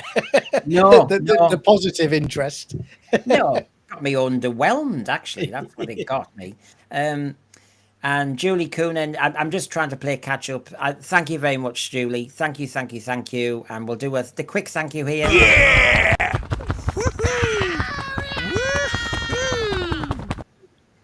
Yeah, I'm trying to think of ways of killing them. Answers on a postcard, everybody. So, RTD's rants and politics. Well, you know, he's not going to do a 37-minute interview, even with a drag queen called Belinda, without talking about Trump, reform, politics in Doctor Who, the lot. So here we go. And that is a clip from it. That was what he looked like when he was talking about the politics in Britain. Yeah, he got a bit angry. So here we go. Fun times ahead here, folks. And then, just so you know what's coming up, after this, I've got RTD breaking formats in TV shows, including Doctor Who. Yeah. Yeah. Maybe they are told, they just don't listen because it's not what you want to hear. There are many terrible things happening. I mean, you know, when we look out here, we are now practically living through a genocide and we're just planning what we're having for tea tonight. It's a very easy process to not look at anything. Oh my God, it sounds like Glastonbury. It sounds like... Does everybody at the BBC all think exactly the same? I'm not going to get bogged down into the Middle East thing, but I say they do. We know that the genocide thing is referencing the Middle East. Yeah. Not Rwanda or anything else, or Ukraine. It's a cult mindset, isn't it? It's quite extraordinary because it's also that my way or the highway mentality. You know, there's no balance to it whatsoever. You know, I'm going to quote the Cybermen: "You will be like us." You know, that's exactly what it is when he pipes up with all of this nonsense. You know, you'll come on to other things like he said in this, I'm sure, but a lot of it, he conveniently misses out important elements that are relevant to the whole piece of the pie. You know, that's for some people to look at themselves, but again, it's because it doesn't fit his narrative. Yeah, he'd make a good Cyberman. His desire to try and turn everyone into a version of himself makes him a good Cyberman. The amount of vitriol that he sometimes spits would make him a good Dalek. Yeah, and it's just this is a soft soap interview, and he can still go there.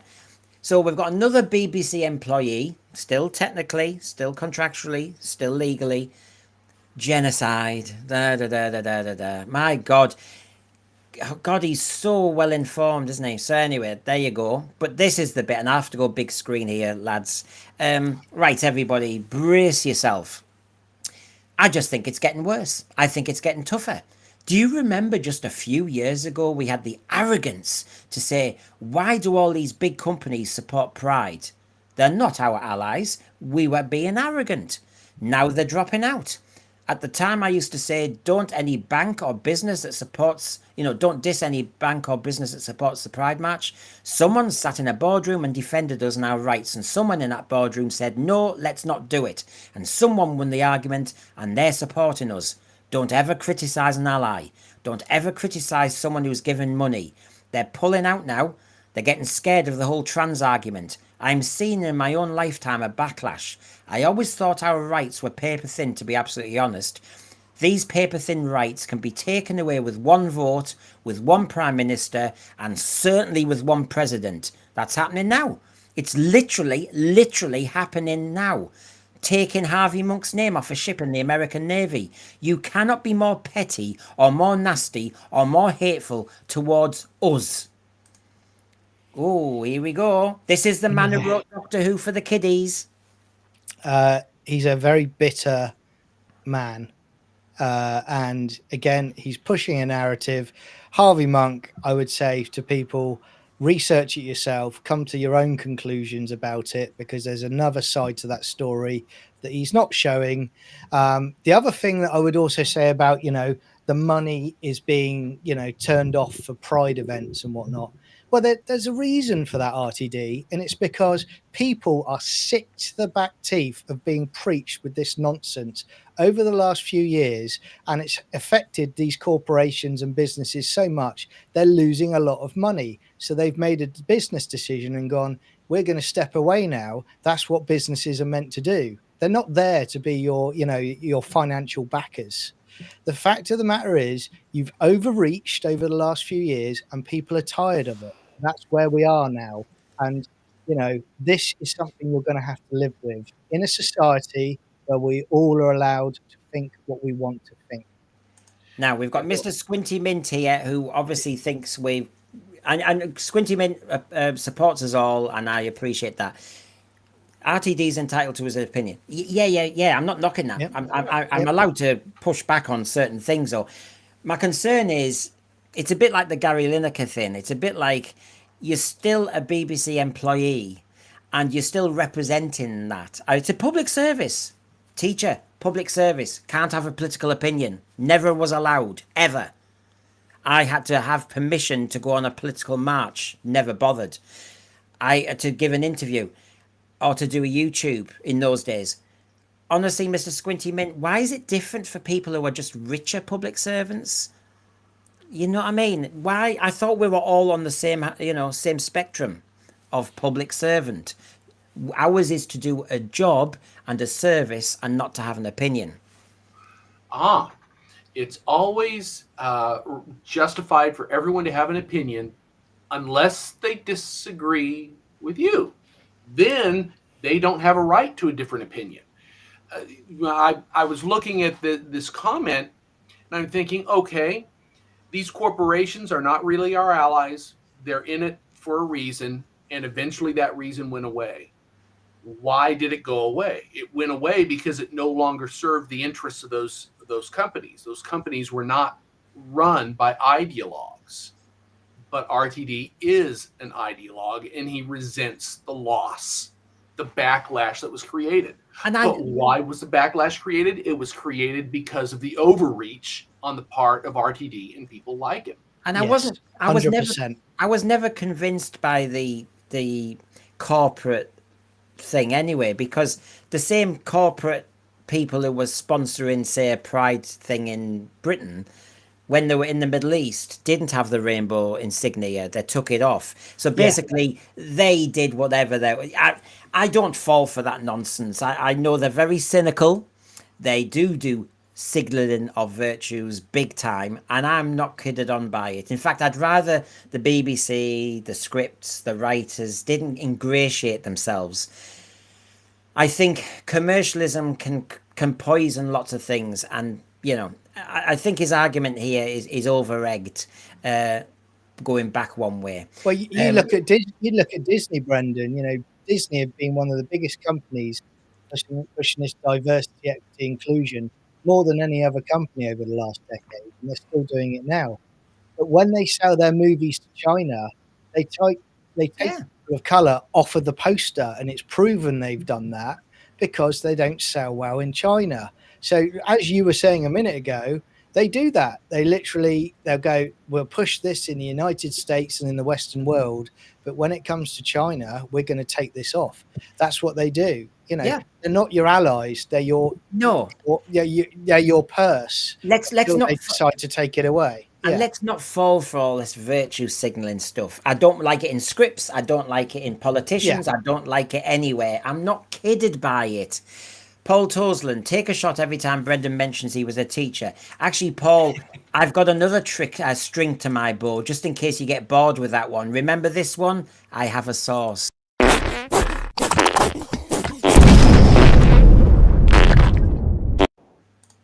Oh, yeah. Anyway, sorry. So, as he says, so the fight is on. I think he's disguised as a I think it's disguised as a trans fight. Now, By the way, folks, I'm a Doctor Who fan, and I'm not going to get bogged down in all this LGBT stuff, but I'm just showing you what he said, because he's the one who showrun for our show for many years. He thinks what's going on at the moment with all those corporates leaving Pride and all the rest of it, I think it's disguised as a trans fight, but they're after all of us. I mean, there's an element of paranoia here. You literally see it heating up day by day by day. We stand to have all our rights taken away.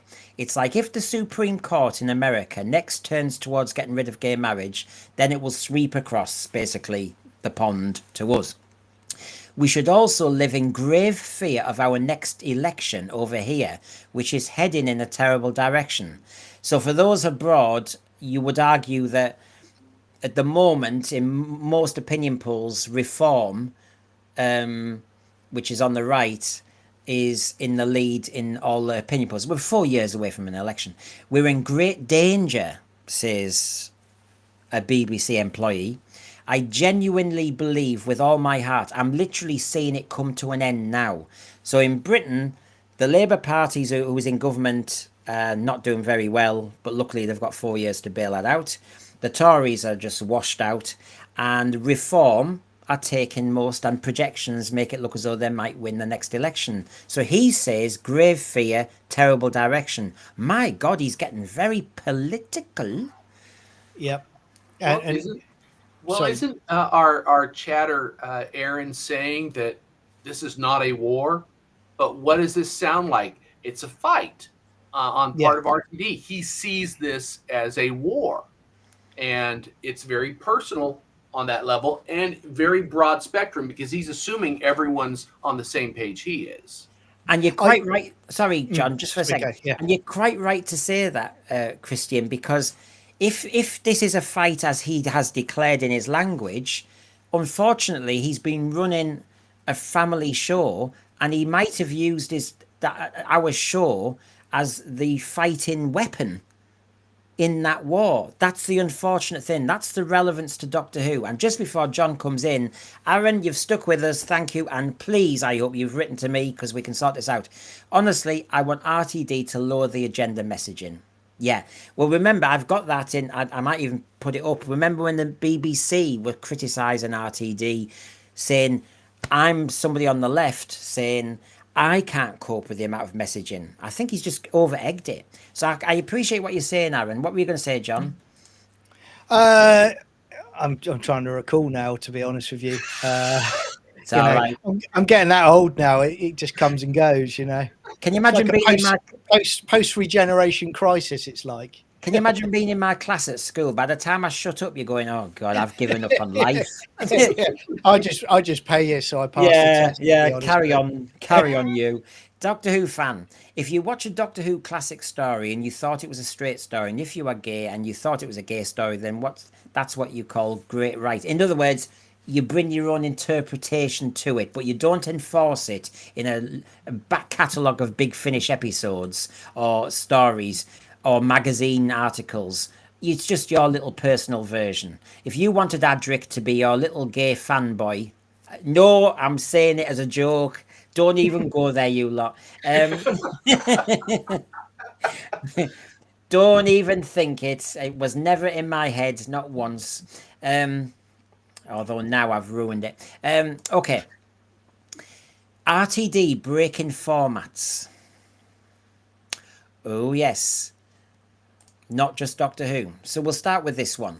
He used to do, and that's why I've put on that first thing, my top trumps thing. I'll show you in a minute. He was doing Why Don't You? Children's show. None of us watched it. I mean, why don't you? It tells you to get outside and do something less boring, so I did. It was a magazine show. I just followed my natural bit, and so I started putting gags in and running jokes. God, he's not changed, has he? Every format he grabs, he just starts to camp it up, put the gags in. I mean, Aaron, can you see my point? This is just his style. He shapeshifts. He changes the show to fit him. And then the running jokes became almost little running plots. And eventually I kind of did loads of episodes and one that ended on a cliffhanger. Isn't it ironic that he did a cliffhanger in Why Don't You, which is a magazine show, but in a drama, in a sci-fi show, he won't do cliffhangers. Try and work that one out. So that was the first one, and I'll just mention the second one for those who are nosy. And I know it's a bit bigger, folks, but go with me. It's so tasty. On ITV in Britain, there was a show, Granada, ITV, right? I worked on a series at ITV called The Grand. It's a hotel. I learned my trade on that show. It threw me into everyone else's scripts. Got thrown out and kind of me on my own. And I learned on screen it would have been a much better series if I hadn't. Anyway, now this is the bit, folks. Anyway, I got fed up with it. Right? So you remember, you're a young writer and you're working on an established show for an established channel. In other words, you're very lucky. I found it very formulaic. And I did a gay episode where the barman and Clive in 1922 turned out to be gay. A working class pat. No one to speak to, no voice, nowhere to turn, no canal street, no nothing. Just men going down the canal. It was significantly better than anything else I wrote.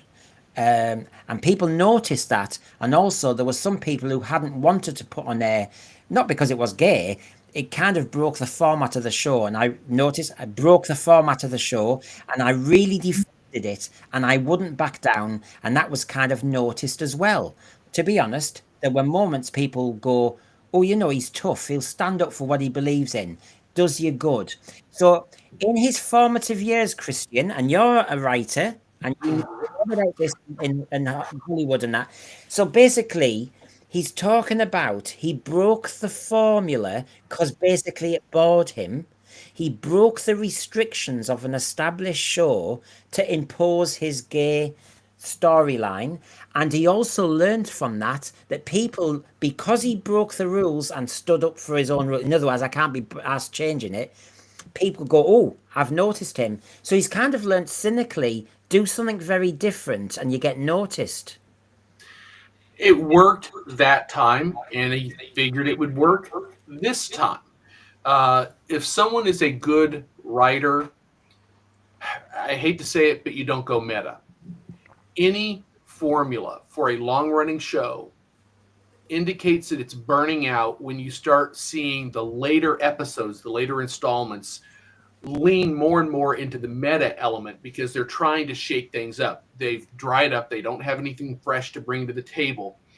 And the irony is his previous formula bored him, and he decided he was going to break even that format to service his impulses this time around, expecting to get exactly the same response from the people around him. And it didn't turn out that way. See, John, I don't know how many streams I've said it. No evidence, but you know, you just led by your nose, aren't you? That yeah. It felt like to me that Chris Chibnall, Stephen Moffat, and RTD were bored with the Doctor Who formula, found it too restrictive, so they decided to bloom and change it. He's got form. Why don't you? Simple children's magazine show. He turned it into a drama and a joke fest. Yeah. The Grand was a drama set in the past. Wartime, and he turns it into something completely different. I mean, again, you're absolutely right. There's evidence to suggest that, you know, this is what he was going to do. I also think that if he could have, if it was the right time politically for his viewpoints and his movements, he would have done this in 2005, but he couldn't do it back then. Now we're in an era where you've got the movement he believes in is prevalent. So he felt emboldened to do it in this time period. And, you know, his evidence speaks for itself. I will also say, you know, I will say that he's a good writer. But for me, an excellent writer is one that can actually write about different viewpoints to just their own. And he can't do that.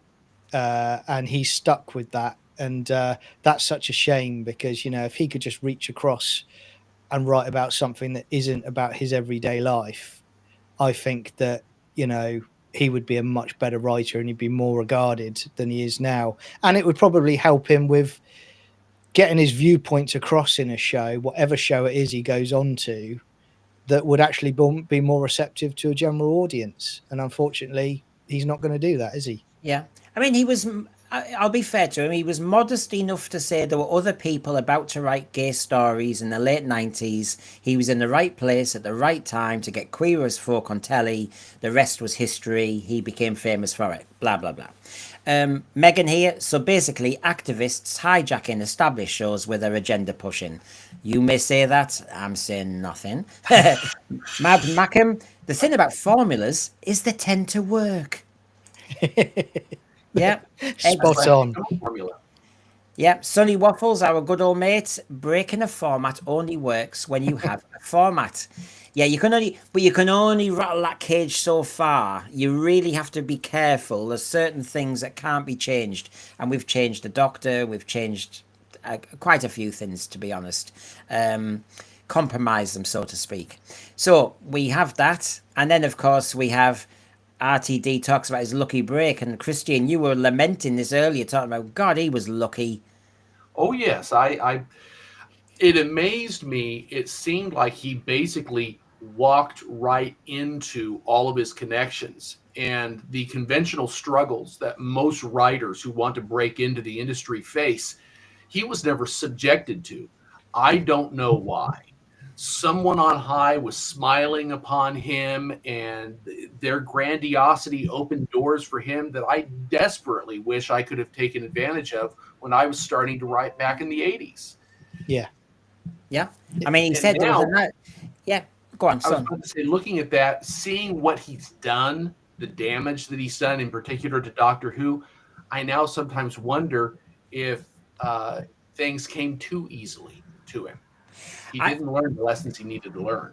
Yeah, I'll be fascinated 100%. what everyone thinks. I'll be fascinated what everyone thinks when you do go on YouTube. You're Manchester, RTD, Adventures in Time and Space. You'll see it, because as Christian has just said, okay, different time. He got lucky, as it says here, and I'll show you in a minute. He got lucky, and so I don't think he's actually learned about discipline to a degree. He's got away with his own thing. Why Don't You was a show nobody gave a bloody damn about, and he just experimented with it. I feel as though he's been quite lucky in lots of jobs. He mentioned Channel 4's Queer as Folk, and to be quite honest, he said, didn't he, Christine and John? He said he was allowed to do what he wanted. He again had free reign, and so there's an element where, as a writer, he's never been part of a big team where he's had to conform. He's always done his own thing. So when he gets something really established like Doctor Who, and he's bored with the formula, he just won't work with anyone who questions him. So he just gets his own way, takes a risk with the formula, and if he breaks it, bye, I'm off to Channel 4 to make Tiptoe. Yeah. Yeah, I you know, and this is why over the years I would say that it's probably why the likes of the Disneys of this world and the Netflix companies have not commissioned him to do shows for them. You know, and certainly from what, you know, the rumors are about what has gone on, this is also another reason why I would say that Disney will probably have nothing to do with him going forward either. You know, he's basically burnt his bridges with that lot, you know. Well, as Popcorn Power is hinting at, you know, what was it about RTD and the BBC and stuff like that? Look, he was in the right place at the right time. He showed a modicum of quality. I've played it, you know, I've said, oh, he's been a good writer in the past, and I've been caught short every time and told off by people in the profession saying he's in the middle. He's just been a bit lucky. He's established with certain things. He's got a back catalogue that has a bit of notoriety or fame to it, so he's okay. And they all knew he was a Doctor Who fan, so he was a slam dunk for 2005. And he managed to launch it well. The thing about RTD though is, I just knew he couldn't come back and do the same again. He had to try and break the formula and do something different, and that's what he did. Now here he just says there was an interview, there was an advert in a paper, there was an interview with the producer of Crossroads, which was an ITV soap in the 60s and 70s, We're looking for writers. He said, no one wants to write, Russell, because they think it's rubbish. Oh my God, yeah, Crossroads, yeah, I loved the show. Wrote a script, sent it off, got invited up. It was all happening. I thought it was that simple. It was that simple, to be blunt, for me. I'm very lucky. And they said, write a shadow script, and basically it all went from there. So fine. You know, you make your own luck in this world. But you just think about discipline, and you think about what everyone else has to face. And I just don't feel as though he's had to have discipline applied to him. No. It's a big problem if there's no discipline involved. It kind of reminds me of the problem that George R.R. Martin has had finishing up his last novel on the Game of Thrones. Never coming, is it? It's not going to happen. And I get the impression that there was not a lot of discipline in place. That is, he'll start the writing without a firm outline and just let the characters take him where they take him. The problem is, if you don't have an outline, if you're not planning, you're going to be derailed, and you may end up at a dead end. You're not quite sure what to do. And I sometimes think that RTD, rather than properly mapping things out, he says he's got it all in his head. I take him at his word. It's all in his head. He's not got an outline. He's not doing multiple drafts. And certainly for this iteration of the show, he turned in first draft efforts and said, this is it. Don't challenge me on it. And writing surely for soaps is not a good discipline, actually, for something like Doctor Who. If it was Doctor Who doing 44 episodes a year, yeah. But we're in a different era. It's a watertight season. And, you know, soap operas notoriously just keep going and going and going. Oh, I'm dying of this disease. The next minute your cousin arrives and we get their kidney. And it just goes on and on forever. And, you know, oh, I thought you were dead. Well, I've come back as a different face. You know, they have an answer for everything. It just keeps going.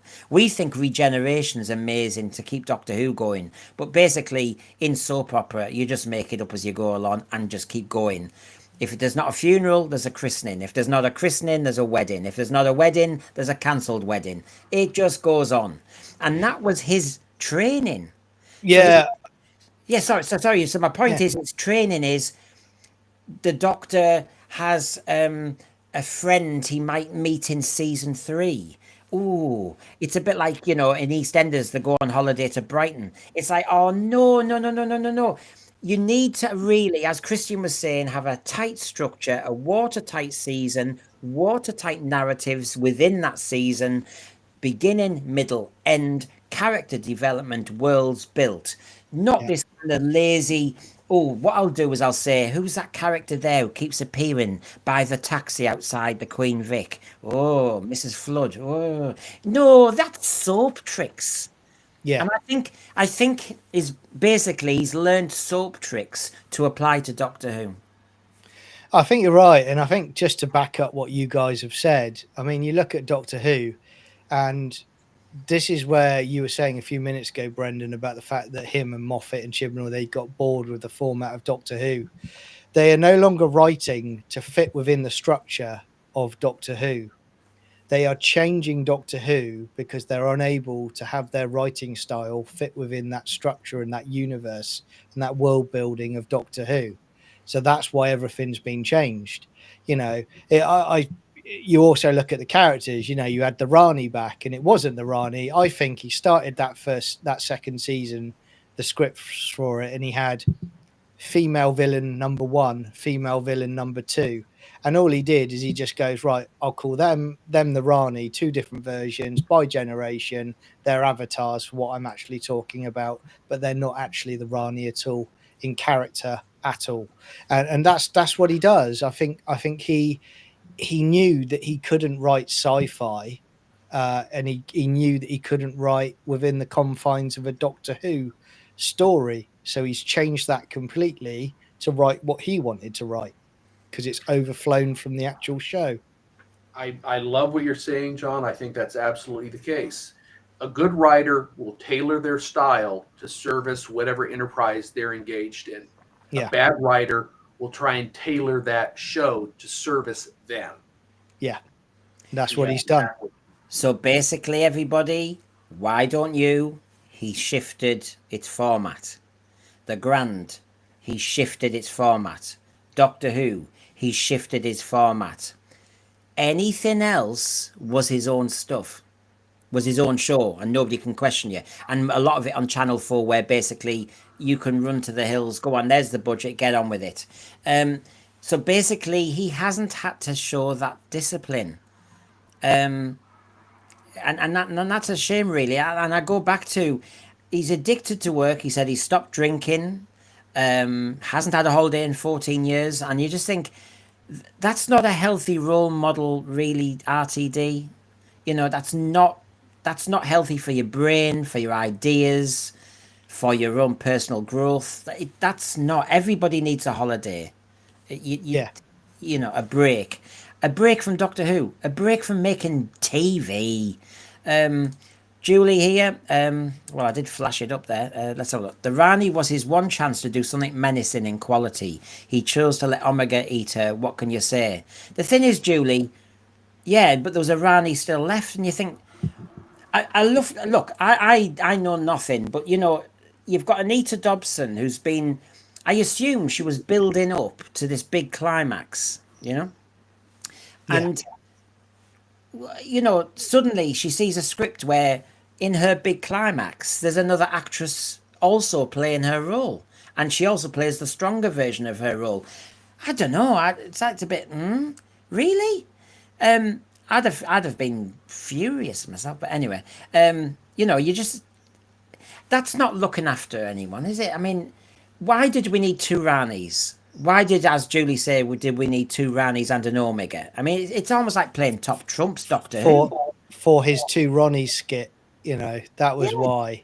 You know, that's the only reason there were two Ranis that I can think of, because, like you say, one would have served the purpose. But I also, you know, with this whole bi-generation nonsense, that's a load of rubbish as well. Because I think to myself, well, hang on a minute, your future version has now been eaten, so you're still existing now, but you haven't got any future selves, effectively. And I'm trying to make sense of it. And it's just a nonsense from the word go. You know, it's just lazy again, isn't it? It's John, he said himself that he liked to plug the gags into the story. When we talked about Planet of the Incels, I tend to think that he started with that line and then crafted a story around that gag. Yes. I would almost expect that he had the two Ronnies gag ready to go, and that he crafted a scene around the gag because he wanted that to be the quote payoff. 100%. And it's similar as well, probably, with the Conrad speech that Shooty gives to Conrad in the TARDIS. He probably started with that speech and then worked his way out from there, didn't he? Yes. Yeah. So again, it's that discipline. Make it up as you go along. That's soap opera. You literally have to make it up as you go along. You don't know if the actor's staying on for another year. You know, you don't know if the soap's going to last. So you just have to make up family stories. He also said, I was offered a job as a cartoonist on a newspaper. It turned out to be the Sunday Sport. So I was a cartoonist for a while, but then I turned that down because when you saw that the Sunday Sport, it was fun for naked women. So I went back on the job. And then there's a bit of joking with the drag queen that basically, God, you're so moral when you're young. I don't know. I think he's just grifting for work. Oh, no, I tell you, when I saw that line, that one I responded to. You're so moral when you're young. I know I kind of get the idea of what he meant, but it also makes me wonder if he's being insulting to people that have standards, and that as you get older, you kind of loosen up and you decide to let things go the way you really want to so you can enjoy life. Yeah. Makes me wonder where he's coming from. Well, as Mad Mackham's saying here, you've mentioned the two Ronnies joke. Mad Mackham saying the phrase "by generation" came first, and all that happened was no nonsense exposition. The "by" did an extra bit of play, didn't it? And you think, I don't know, there's an awful lot of jokes and puns going on. Is it "why don't you" in space? You know, come on, you know, have some gravitas to your script. Like Ark in Space yesterday in our review. Whoa, what a difference. Yeah. And so to round off, he talked about myths being in his childhood, didn't he? That his mum and dad were teachers. They were classic teachers. They did French, but classics. Oh, my house was full of Roman myths and Greek myths. And I think sometimes my writings just are so full of mythology. I think a lot of my writings have been dealing with that ever since. Even the domestic stuff, it's kind of like a mythic level of things. He does have that kind of slightly elevated reality, doesn't he? He never quite has to, he doesn't go for kitchen sink drama. He always elevates it a bit. He either breaks the fourth wall, makes it almost Dennis Potter, a bit musical in parts. He always has to go elevated. It's as if he can't deal with, he's an angry man about politics and reality, but in his dramas he always elevates to this slightly more camp or surreal level. And I do like my kitchen sink drama level. I like that gritty Mancunian Chris Eccleston level. Yeah. And do you think it's more also with a lot of his writing, you know, that there have been some of his shows that have gone mainstream, but a lot of it is it's inclusive to a smaller audience. He writes for a smaller audience by the style that he writes. Do you think that's the case as well? Because I certainly think so. The way he puts things out, you know, he's off to Channel 4. He's doing a smaller budget drama that is for a specific audience. What he's done effectively, he got lucky and he had some good people around him in the first era of Doctor Who that he was involved in. But the second era, I think that what he's done, he's effectively taken that small budget Channel 4 series mindset and gone, I'm going to do that with Doctor Who, and I'm going to make it for an audience of my choosing, you know, and that's what he did. And so, I mean, to kind of wrap up what he said and where we are, you look at the episodes we've had in season 1 and 2. I've just got the titles there really to remind you. It didn't feel as Doctor Who as it could have. Space Babies, well, you've got the space element, but it just was too silly. Devil's Cord, well, the reality element was the problem. I can cope with a god now and again, but it was just so surreal. Boom always sounds safe, but a bit boring, I'll be honest with you. 73 Yards, I think that landed pretty well with a lot of our reviewers, you know. Well, the first half of it. But again, he couldn't land it. Dot and Bubble, where we had the race angle at the end. I found it quite a tame story, I'll be honest with you. Rogue, no. Bridgerton and Doctor Who and cosplay, I didn't see the point. And then we have the Great Sutek nonsense. Robot Revolution, it seemed to sound as though it had all the right things for a Doctor Who, but it didn't quite do it, did it? Looks was interesting. It was a bit Scooby-Doo, but as in good. It was kind of, it went for that slightly darker with a bit of shadows and all the rest of it. The Well was all right. Lucky Day was probably one of the better ones, but he wasn't really in it. And then we started really hitting the politics and the anger. It just doesn't feel overall like Doctor Who, Christian. Well, it's not. And I know that I shared one of my longer letters to you last year. I would have taken the stories. I would have taken the core of a lot of these. I would have created a series of 2-parters, and I would have given each story a core of gravitas that was truly Doctor Who in order to market it, to make it work. He took the lowest hanging fruit that he could and just vomited up on the screen. Brief 45-minute interludes. This is my lesson, my speech to give you this week, and it didn't serve the show. Yeah, 100%. I mean, it's I mean, you look at those stories, guys. Yeah. In years to come, how many people are going to look back at those stories?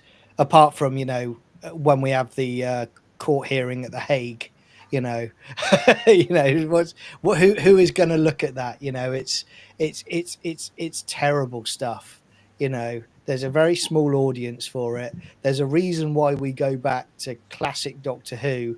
And like you said, Brendan, you reviewed Ark in Space last night because it's a fantastically well-written story. The acting is top drawer. The sets are top drawer.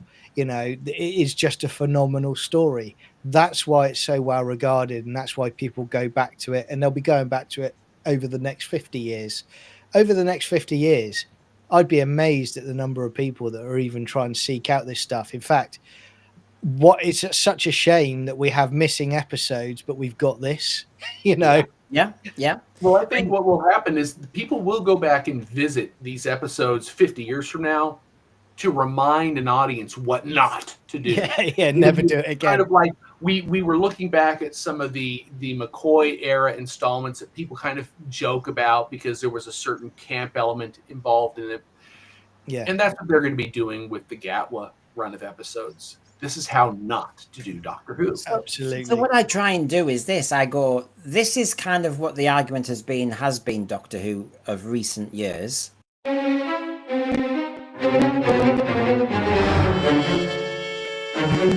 This is how we see Davros now.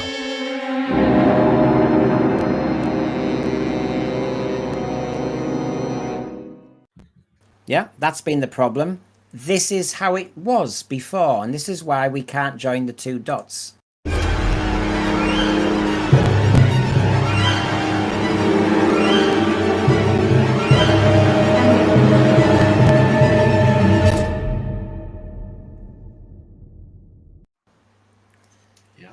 And then you add to that a rubbish little channel called Sensesphere has these pretend little beings called Who Pets, and there's more jeopardy with them.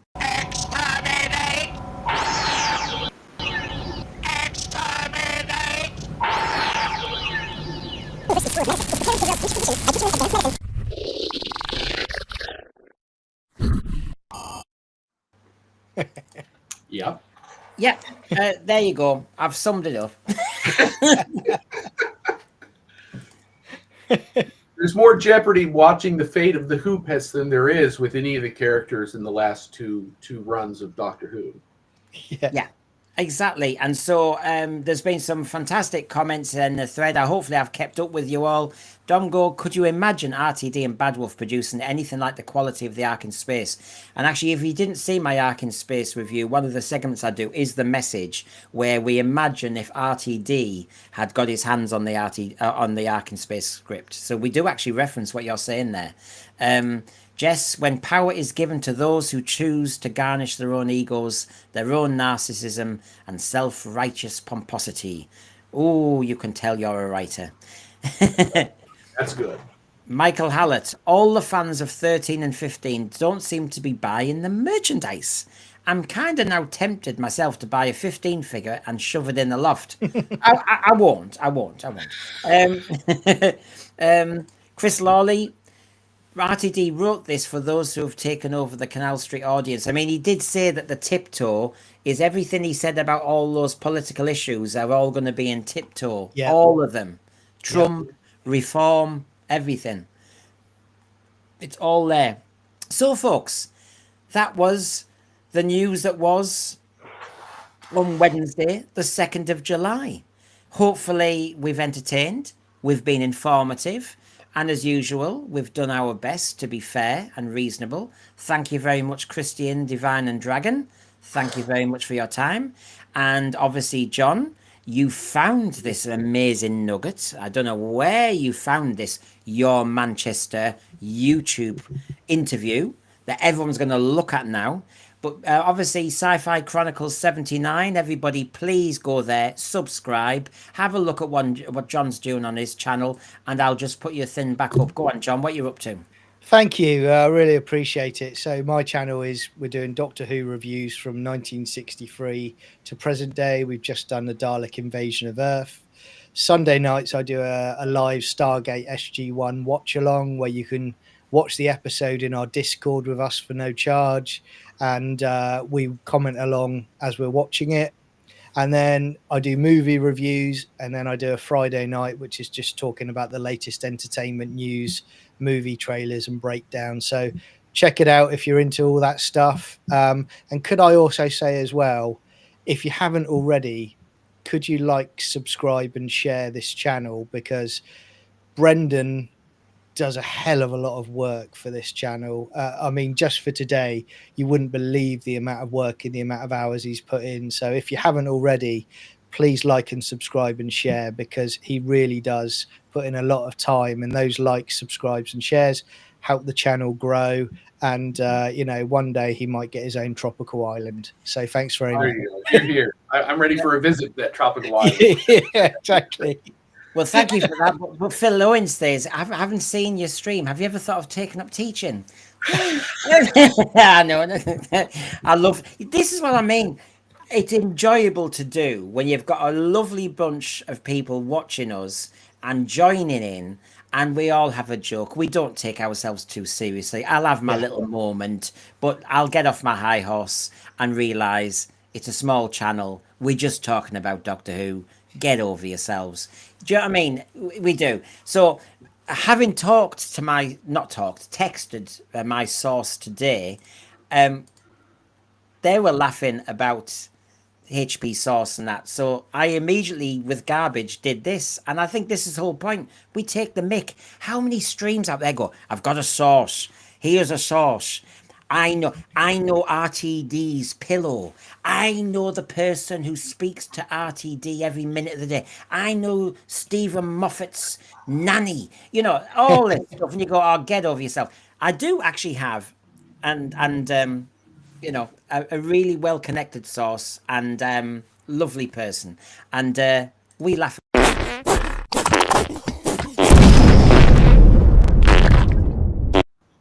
That's a spicy sauce.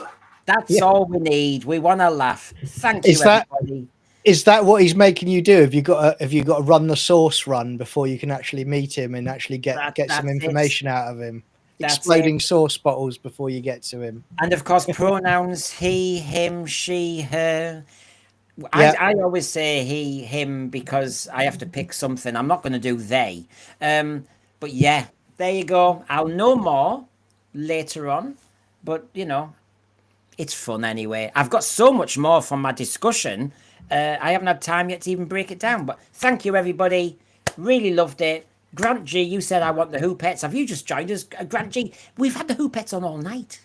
They've been in and out like a yo-yo. I've been killing them just for you. Stand by for the Who Pets mini-series coming soon from Sensesphere. Well, we've got the chat show, and I want you two on it. The Doctor Who chat show, when it's like the Muppets, everyone's wild. Anyway, we better go before we're going on. Thank you, everyone. I'll probably be around tomorrow. See you, everyone. Yeah, take care all.